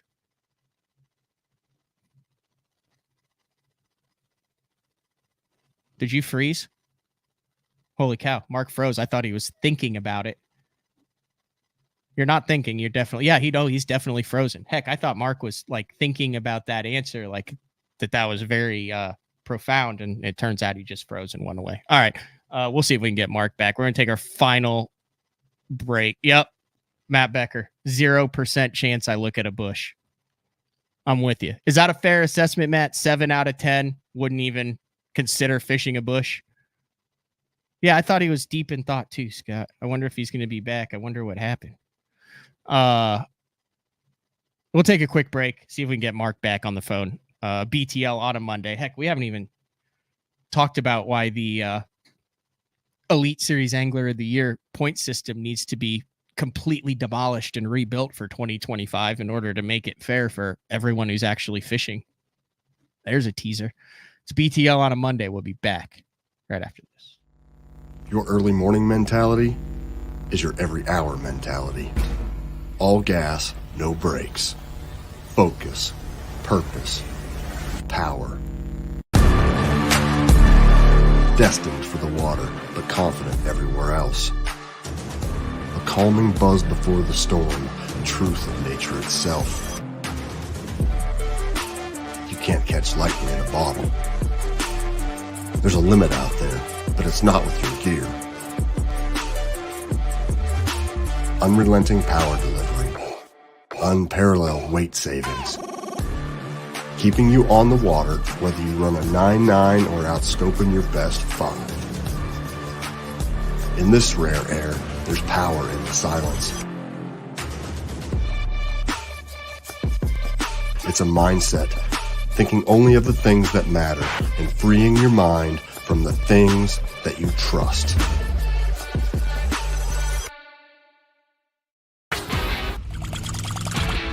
Yes. Fishing isn't just a hobby, it's an obsession. Whether it's blazing hot or bitterly cold, bright sunshine, raining, or even snowing. Someplace, somewhere, there's a fish that's ready to bite. And as the angler, you need baits that will catch the fish anywhere, anytime, no matter the conditions. From throwing topwaters to cranking the depths, know the baits to throw. Choose Spro. Having confidence in your tackle while on the water is one of the main things to success, in my opinion. In the last couple of years with Denali, I've had just that. From anything from spinning rods, casting rods, tungsten products, even now to casting and spinning reels, I have the confidence to go out there and get the job done and know that all my equipment is going to handle it and do it just the way I want it. The thing about Denali is you've got great quality products at a great price point, so make sure you check them out. Welcome back, BTL on a Monday. We got Mark. He's on his phone, so we're probably not going to dive into what I wanted to do. No, I'm not. I'm back on. Oh, you're back on? Oh, yeah. Oh, now I have to make a decision.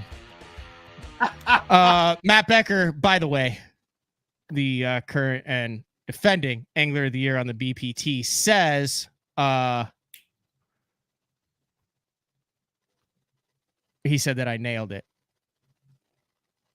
Yes, you nailed it. The only time he would even consider it would be around the spawn. You nailed it. LeBrun and Cole would be the only two in the top 10. Like if it was on Texome, the rest of the guys wouldn't even entertain the thought of checking the bushes. Yeah, that once again, to me, that's very intriguing about the evolution of the game and how things have adapted and players have adapted to what is going to create success. Because bottom line is, you got to do what you got to do to catch them. And obviously what's taking place and how things have evolved over the last 5 to 8 years, this is what's happening. But to me, being an old guy, I got nothing against what the new guys are doing. I don't want anybody to be interpreted that I'm against. You would like Drew Gill a lot. Do what? You would like Drew Gill a lot. Like he's a 21-year-old who's like got a little bit of old school in him, even though he has only ever caught a fish off live scope. But you would like interviewing him. Okay. It was amazing to be able to fish that way because it had been a long time since we were able to get down there and flip the bushes and do the 4-wheel fishing thing is what I call it. Dude, I caught a fish off a laydown that it was one of the gnarliest laydowns that I can remember having caught a fish, at least in recent years.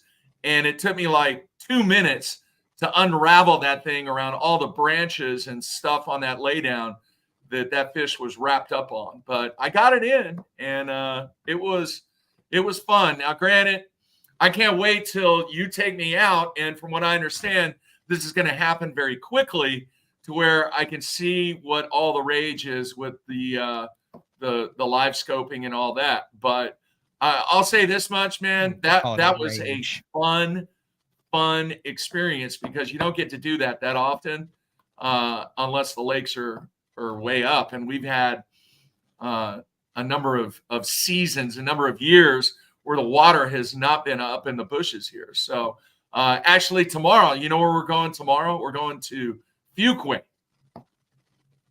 I've heard that they have bass in that lake. Have you ever been there? No. Back in the 80s and 90s, the state record and some of the largest double-digit fish came out of that lake, and then it just went downhill from there. And now there is a sudden resurgence in this lake, and the people that I've spoke to, it has nothing to do with forward-facing sonar. It's all about flipping laydowns and flipping the bushes and fishing grass and kind of old school stuff. So that's where we're headed tomorrow. Dude, I apologize. I'm sorry. I really didn't think that flipping bushes was part of your arsenal. But no, I mean, it hasn't been. It shouldn't be. I enjoy doing it though. I mean, I love doing it like on Grand, especially with the willows, and yeah. I mean, it's one of the coolest ways to get bit. All right, now flip it in there and then just blow them out of there. It was fun. It was a lot of fun. Now, what were you talking about that you're going to solve all the bass fishing? Okay, well, listen, we're an hour and 22 minutes in. This is its own show. Like, if I literally dive into it, it's another hour. I don't have another hour right now. I already got a chip in the windshield of the new truck that I need to get plugged before. Really? Like, this is what grinds my gears. Apparently you can just have a leaky gravel truck full of gravel, and as long as you put stay back 200 feet, not responsible for chips and dings, you could just recklessly drive across the state of Oklahoma with all the pothole roads just spewing gravel behind you at a reckless and obscene pace.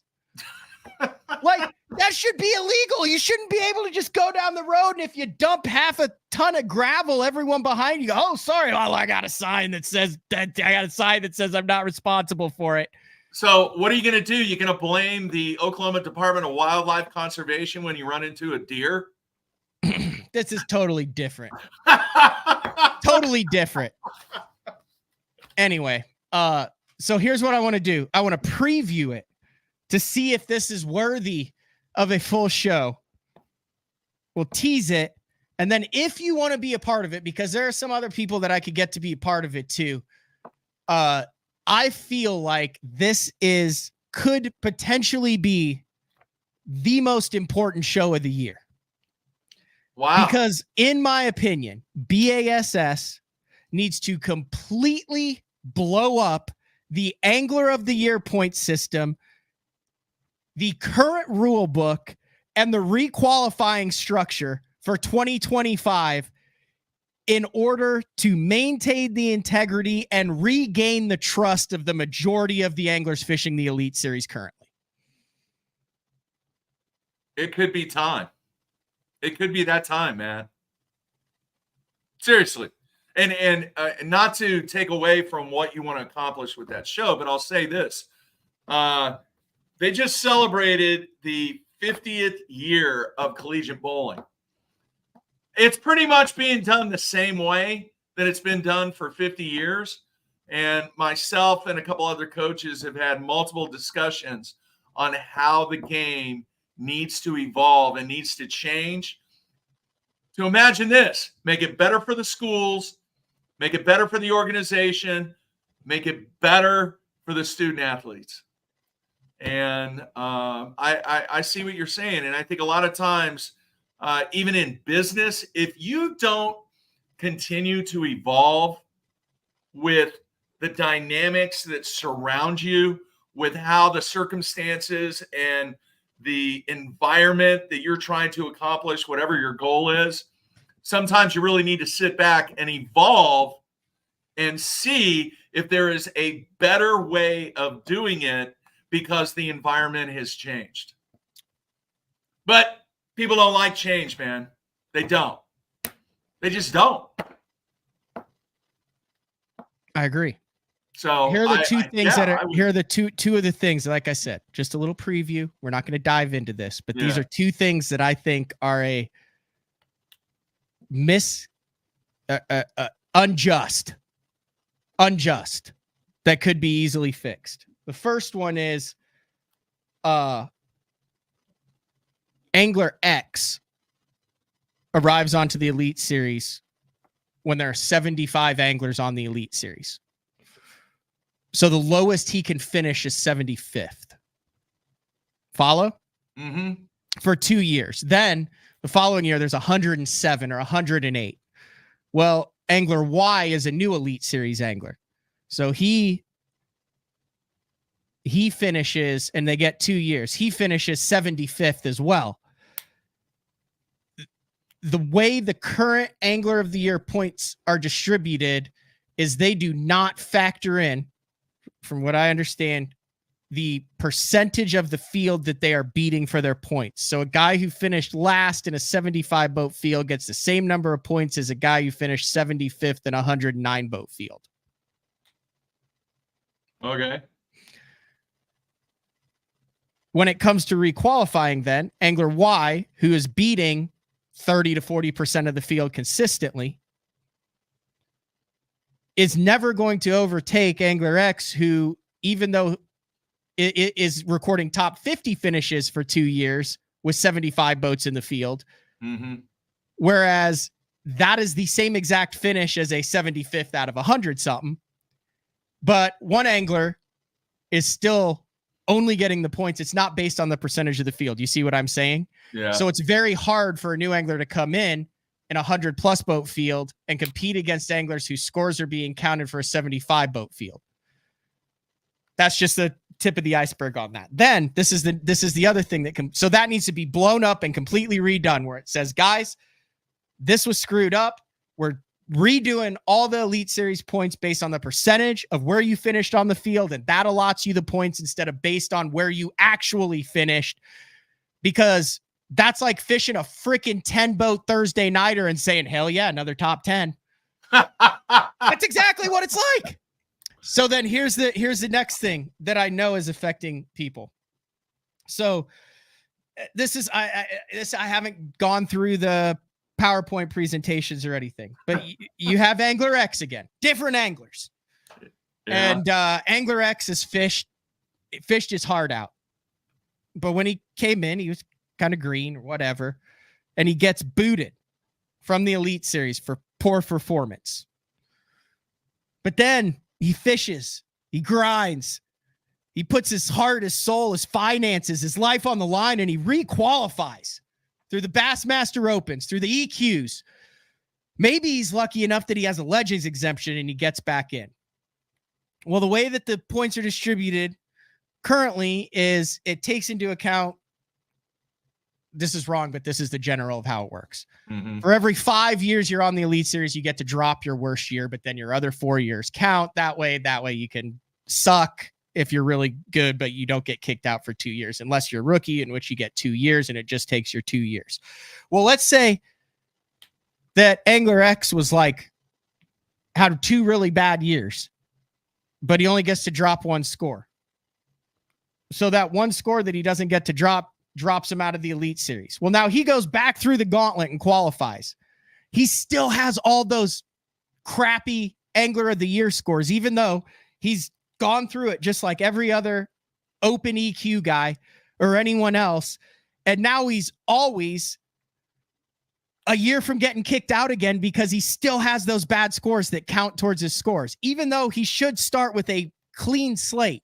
He should have 2 years. He should not be considered a rookie because he has fished the Elite Series. But what he did years ago, since he requalified, should not count.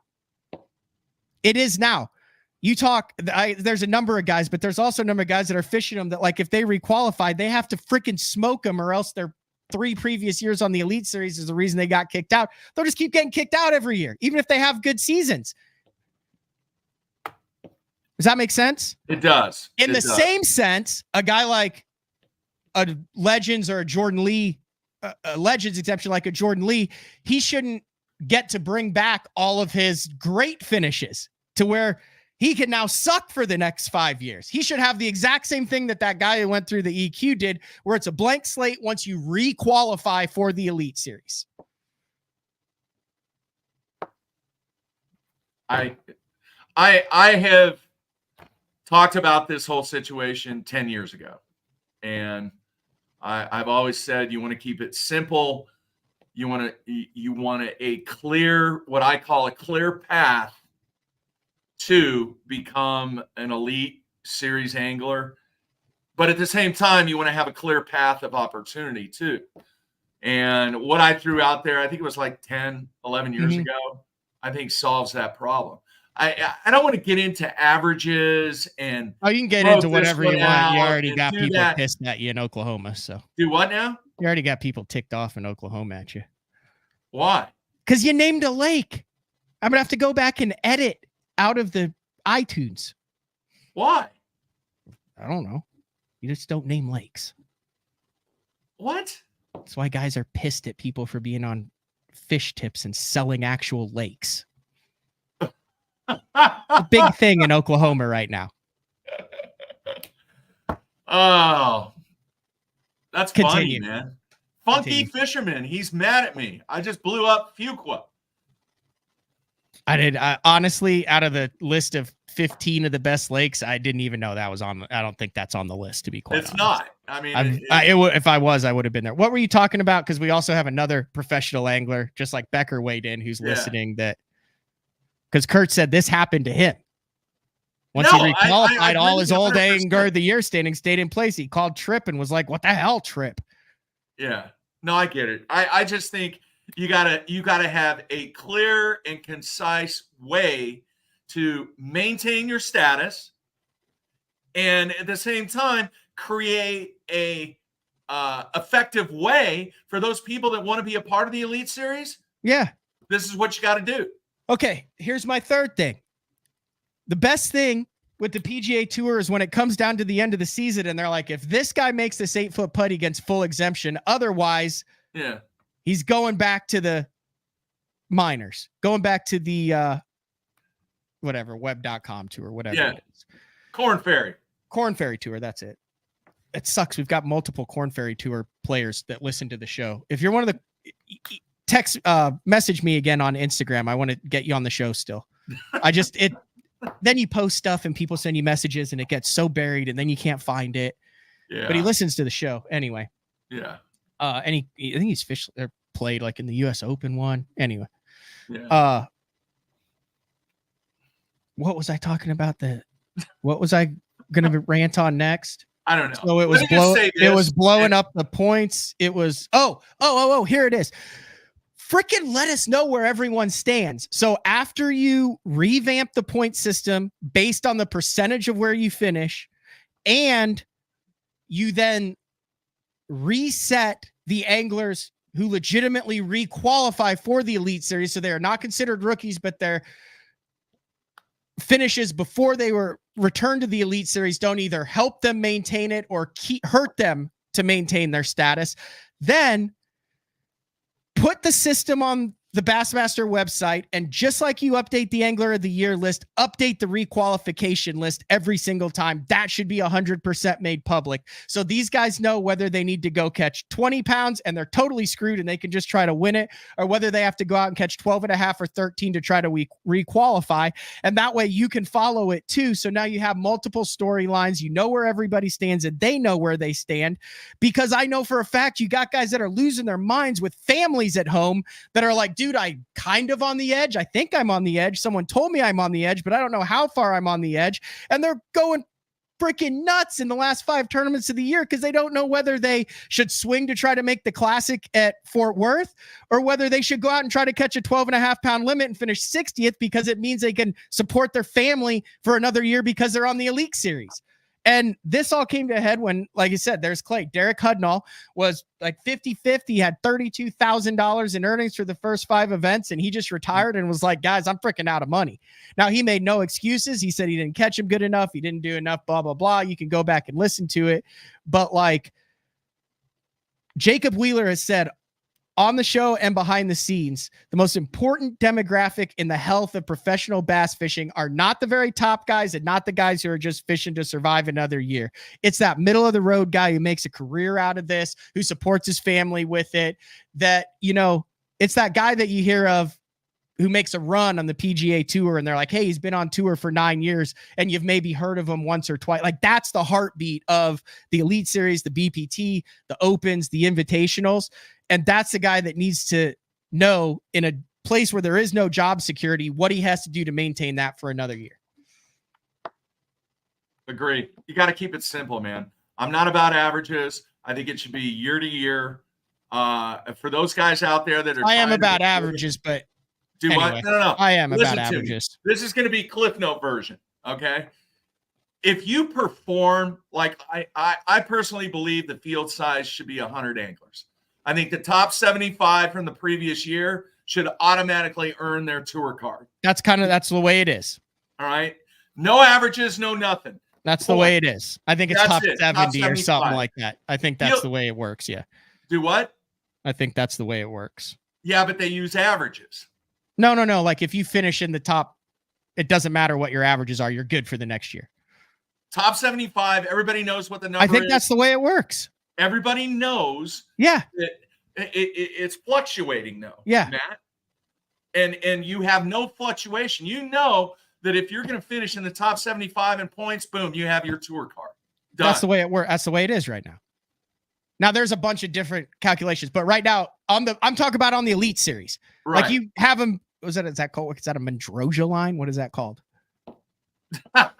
Yeah. It's a line. And if you finish above it, you're that. You finish below it. Now you take into your years of if you're a rookie, you get 2 years. The legends don't count. Like, there's also that's not what I'm saying. It's 1 year. Go out, catch them, earn a living, finish in the top. That's BS. No. I don't want to work my entire life to then have to prove it in just 16 days on 8 in 8 tournaments. The 2 years, you need at least 2 years. No. Yes. Dude, if you have to have 2 years. You can't do a single year. Listen to me. If this is what you're doing to make a living and you can't finish in the top 75 out of 100, you know what? You guys go ahead that are out there. You come after me on this one. If you can't finish in the top 75, you don't deserve to be out there. You deserve to get 2 years if you make it there, though. No. Yes. No. Yes. You don't. Yes, you do. This is what you do. All right. If you finish below that 75 point line, you do one of two things. All right. You either have a PTQ for every single event to where if you were below that line, you still have an opportunity every single tournament to make the field. And an example of that, let's say the stops at Toledo Bend.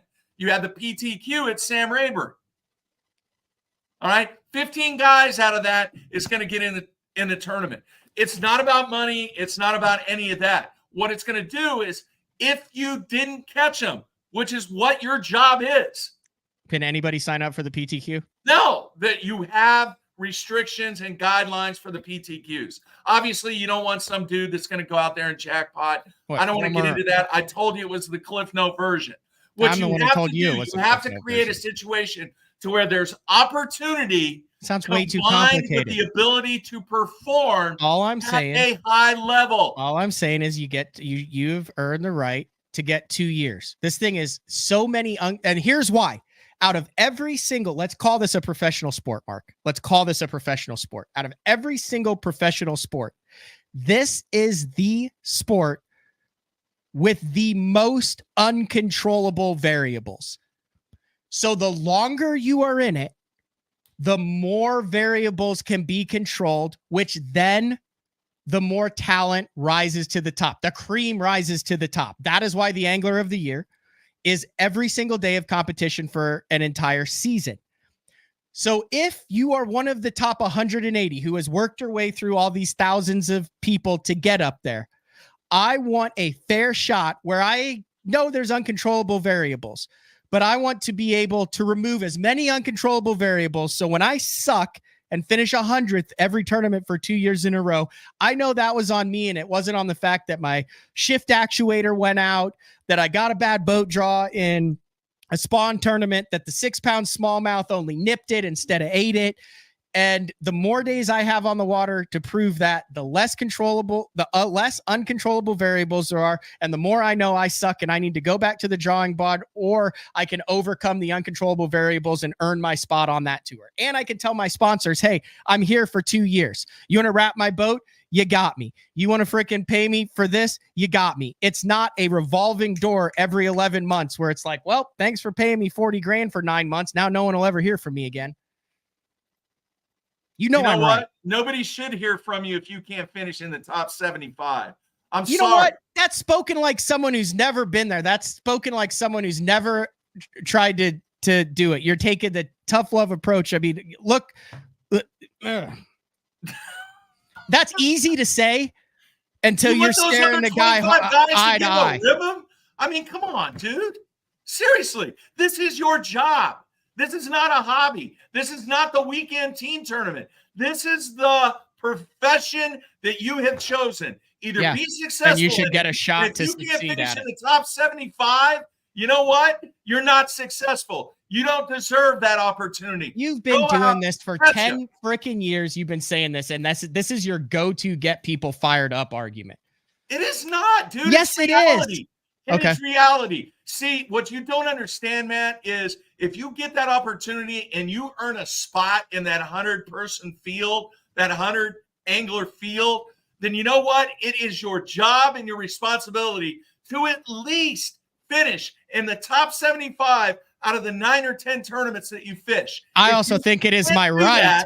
It is also my right that I have earned. That opportunity. It is also my right that I have earned to where I know that I can support my family, my business, and my home for the next 2 seasons, that I can do sponsorship deals for the next 2 years, and that one day isn't going to sink what I worked for 2 decades to achieve. Dude, you know what you do?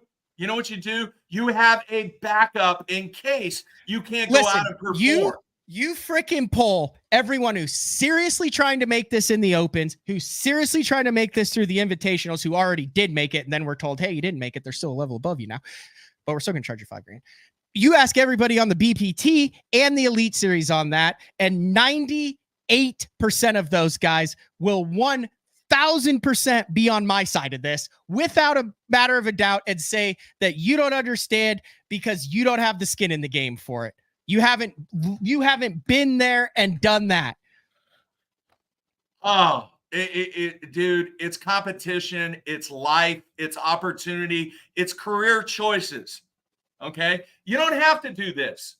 You don't have to do it. You can walk away from it. What I'm saying is, at any competitive level of anything, there are minimums that you have to establish yourself to where it's either profitable or you are surpassing a I 100% agree that keeps it going. And they should get 16 tournaments in 2 years to do that. Exactly like what you said. No. Go out, catch them. How much money are you going to make if you finish in the top set? If you finish 73rd in the standings, how much money are you going to make, Matt? There's a bunch of guys who finish 73rd in the standings who make 150 grand a year. Are you out of your mind? Yeah, they win a tournament. Yeah, they win $100,000 for one tournament. How many people that win a tournament are in 73rd in the point standings? Yeah, quite a few. What? I mean, I've been out of it, but I didn't think I was that removed. Are you kidding me? Yeah, I mean, I could name a bunch of guys who won a tournament who are in the 70s in the point standings. I mean, like maybe not this year, but over the course, I could name a bunch of guys. Do your little research on that one. I will, and it'll be like 7 or 8. Dude, you're out of your mind. See, no, I'm not. It's stats. I can prove this. That is part of the challenge with this game. And I would love to hear Kurt Dove on this, because I saw he was on the instant feedback. Yeah, he's going to say that I'm right. So be it. I would like to hear the premise. Where have we challenged the individuals that want to do this? That, you know what, dude, you got to go out, you got to finish in the top 75. If not, here's what I'm going to do. We challenge it by doing an open ZQ. You have to spend $4,000 to go around the country.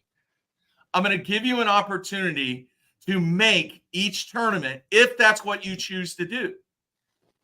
That just sounds like I think that should be 1 year. And they let the opens guys, the top opens guys in on Bass Fest back on Chickamauga. Dude, you are giving these individuals a opportunity to realize that they don't have what it takes. You're telling me that if they don't have what it takes in 1 year, okay, that you should give them 2 years?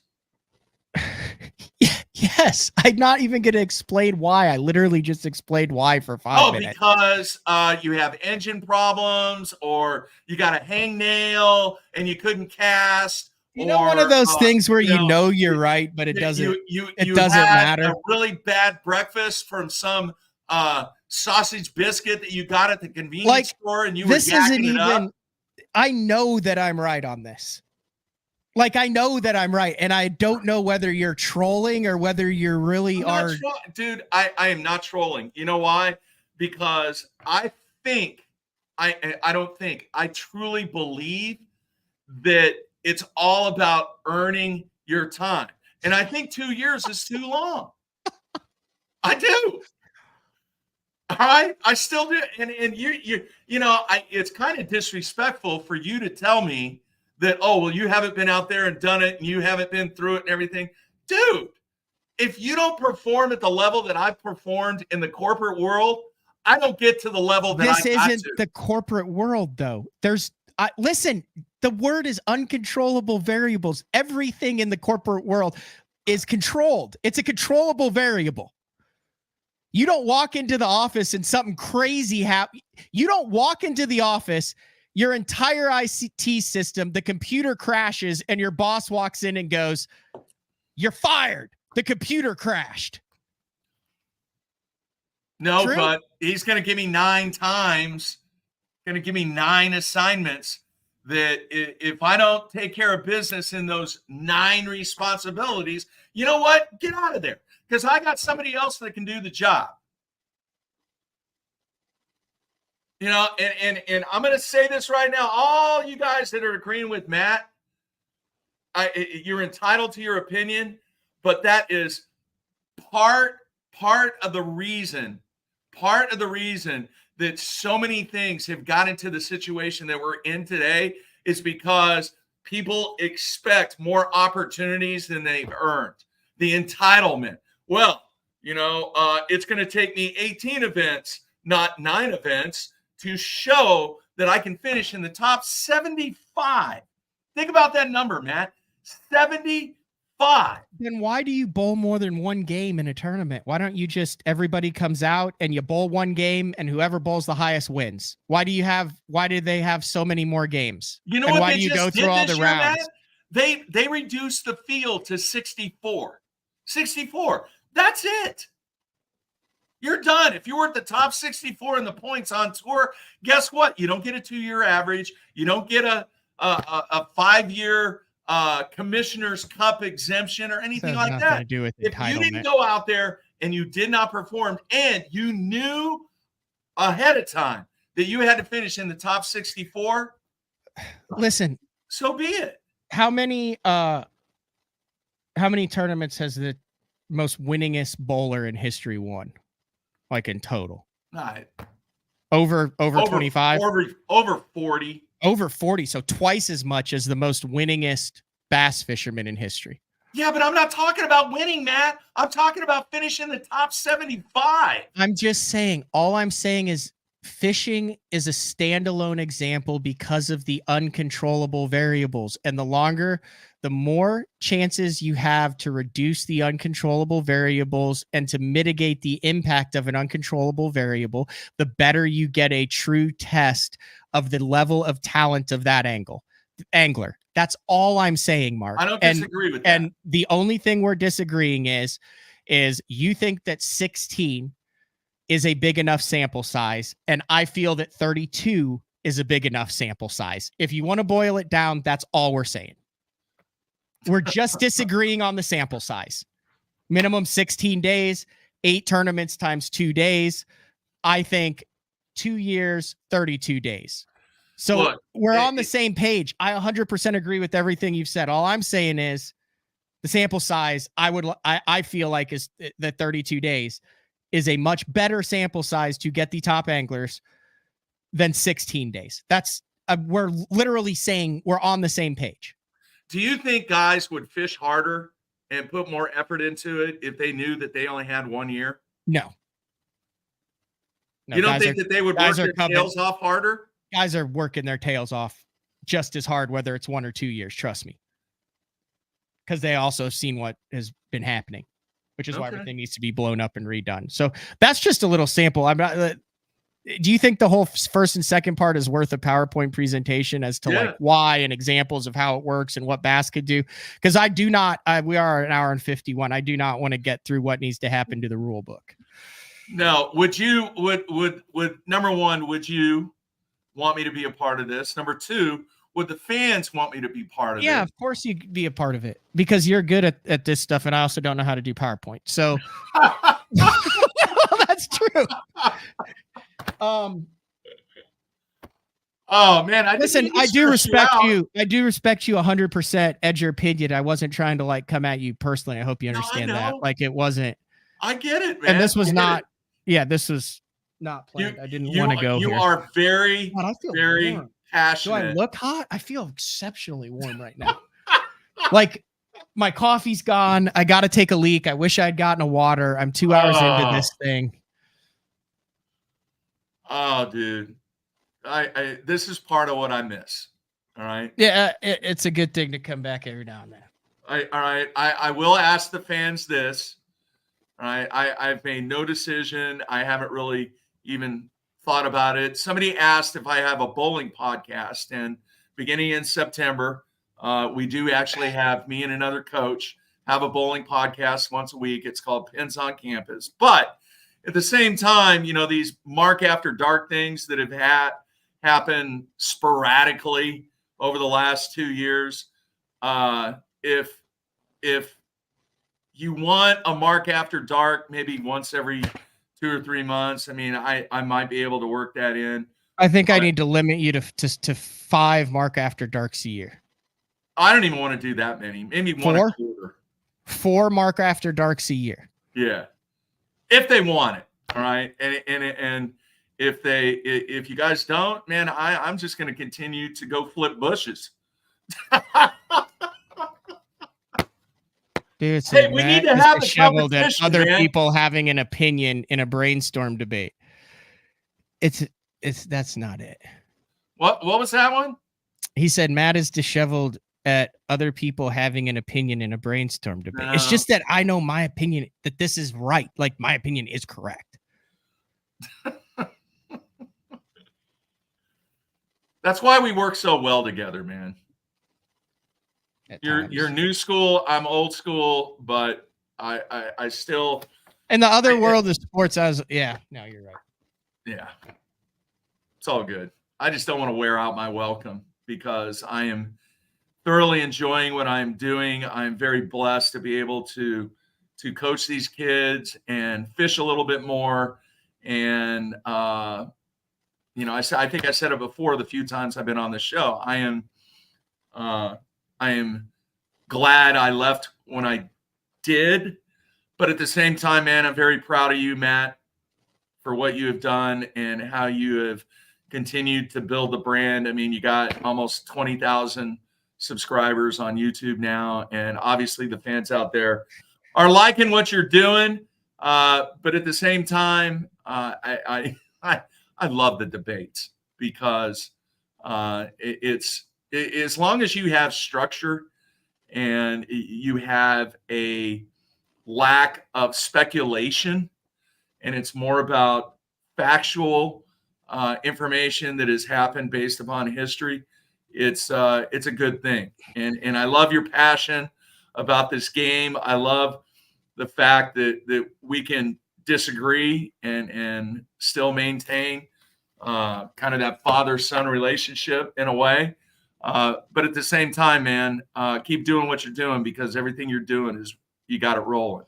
Thank you. I appreciate it. Can we end the show on a heartwarming story that involves our good friend and BTL regular Charlie Hartley? Yeah. All right. So I get a late night text on Monday night. Or a late night email. An email. I need to find this real quick. Hold on. This is worth it, folks. We're going to end this on a positive note. Okay. So I get a late night. Positive. I get a late night email. And it's from a 13-year-old. He said, I love bass fishing in BTL. I loved your episode with Charlie Hartley, and I need to contact him. I want to fish with him in the local Tuesday nighter tomorrow, but I don't have his number. Can you send me his contact info? I know this is a stranger crest, but I really need to talk to him. And then a picture with holding a fish, and it just pure joy on this kid's face. Well, in today's day and age, I ain't going to go around giving out anybody's number, especially Charlie Hartley. So I messaged Charlie and I said, you cool if I pass your email along? And he said, yup, email him. So I did that. I don't know why Charlie Hartley responded that at 2:37 in the morning on Tuesday. Charlie was up late that night. No, he was actually getting up, headed to the ramp is what he was doing. I was headed to the office because he knew he had to leave early to fish the Tuesday nighter. Yeah. I'm going to show the picture. I think Charlie would be cool with it. So I don't hear anything. And I'm like, okay, I did my deed. I sent the kid the email, had no idea what it was about. And I get this picture at like 4:35 p.m. on Tuesday. And it's that kid in Charlie's boat. Wow. And Charlie's fishing the Tuesday nighter with him. That's cool. And I said, dude, that's awesome. I want a post-tournament report. He sent me the email where he explained it. He said, Charlie to me was like, yeah, I was a little nervous, like until I actually realized, the kid had fished some tournaments with another partner. His partners wasn't able to fish it. He knew Charlie was there. He listened to BTL. And then I should just have had Charlie on to tell this story. Long story short, the kid had never seen a muskie get caught. And as he's telling him that he's never seen a muskie get caught, Charlie catches a muskie. Wow. So he said he was right up there with him. He was a great little angler. He retied all of his stuff. He was right up next. He said they got to the first spot and the kid goes, man, I really like the hull of this Ranger. Rides really well. And Charlie's like, you're 13. How many holes have you ridden in? But they're best friends now. And Charlie and I said, and it's just a little morbid, but I said, dude, that kid is going to remember that experience long after both you and I are 6 feet under. Yeah. And that's just what a good dude Charlie Hartley is. Genuinely good dude. Would not have said anything about it had I not said anything. Yeah. He's one of the coolest dudes out there that anytime you needed any info, you wanted to interview him. I mean, Charlie was all about doing whatever was necessary to create the best situation that's available with whatever he was dealing with. Even if he was dealing with problems back at the company, you couldn't really tell because that was just I think he's got people to deal with the problems now. Yeah. He's reached the status of having people. I still have, so if you've been in the studio, did you see my guest bathroom, like the toilet has like because it wasn't. So at night, like when I stayed with them in Florida, Tracy had, his house is as clean as a boat. And so Tracy had these like little lights in each toilet. So like when you lifted up the lid, it like illuminated the bowl so you could go pee in the middle of the night without turning the lights on and your eyes being like that. And I was like, dude, that's freaking cool.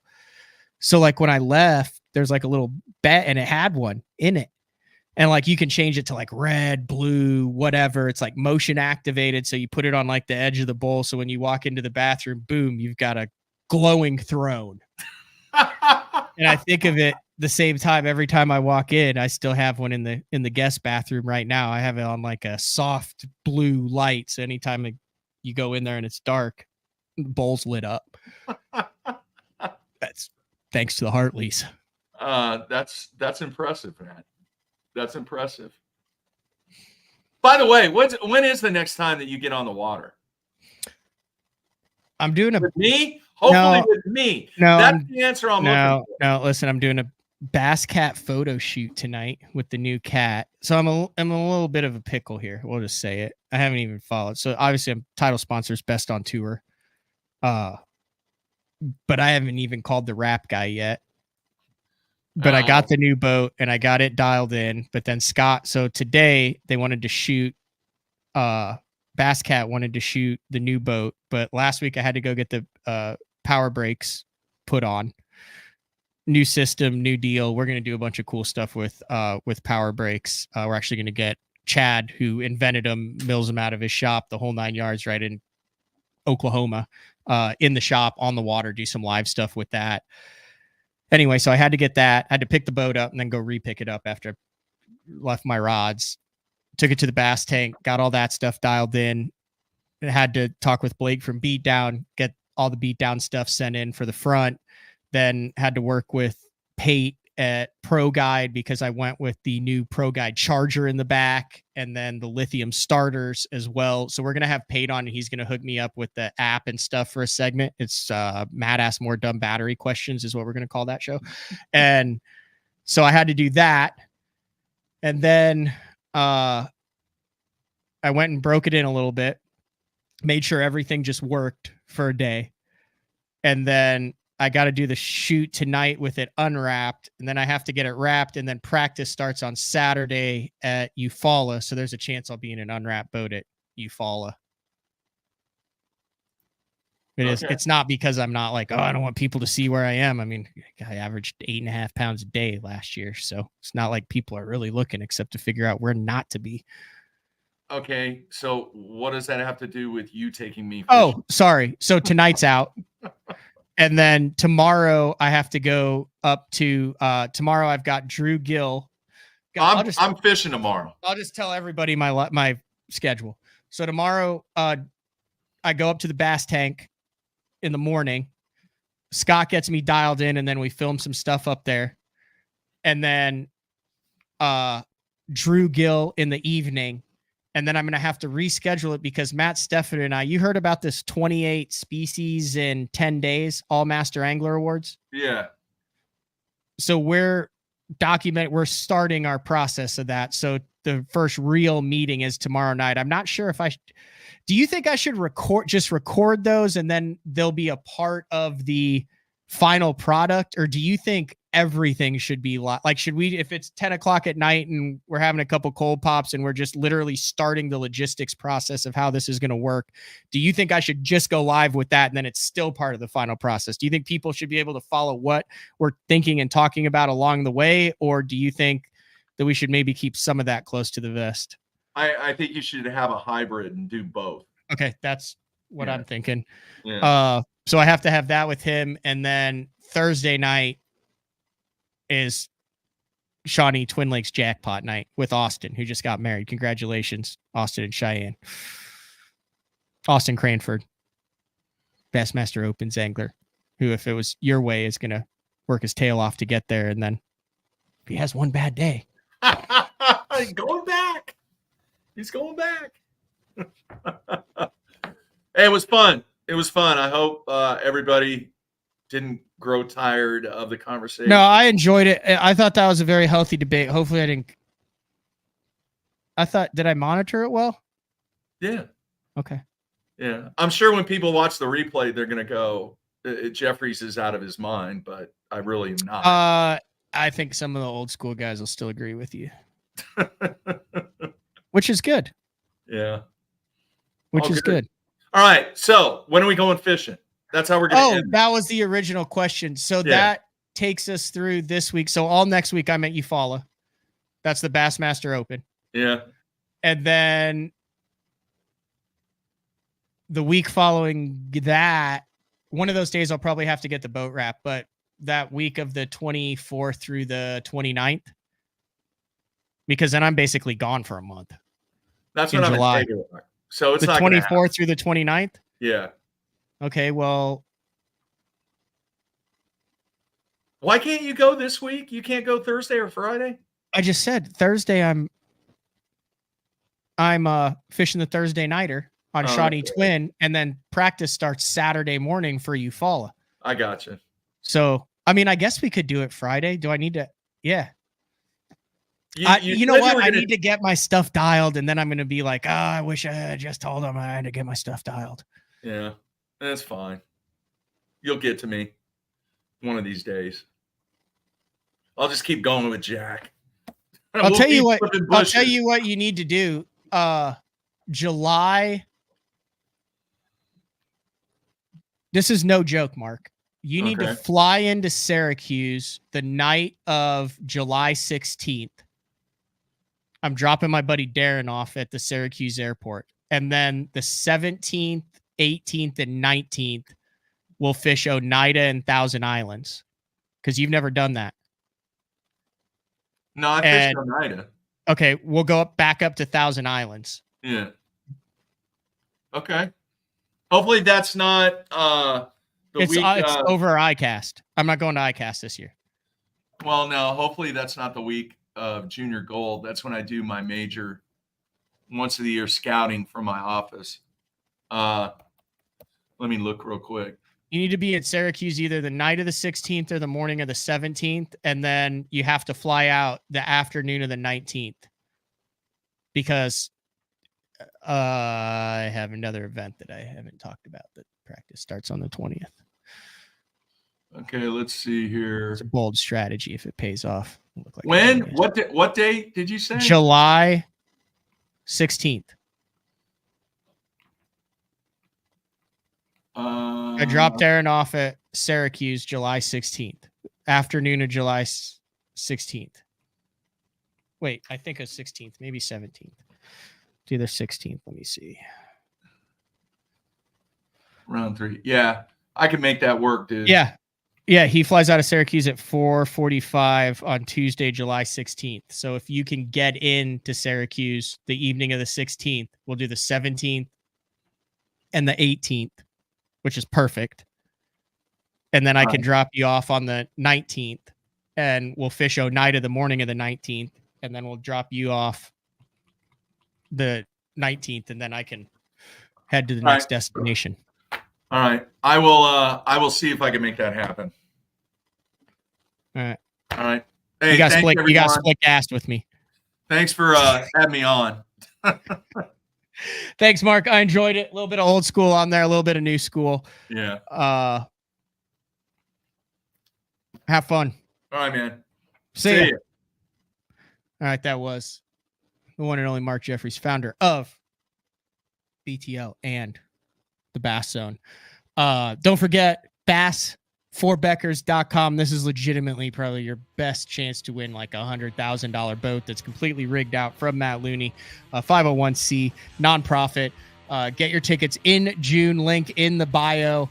$25 a piece. I think it was like 10 for 200. 100% well worth it. This is the 5th year that he's done it, and glad to be a part of that and offer that chance to fish with me this fall for either crappie or bass. All right. Wow, what a show.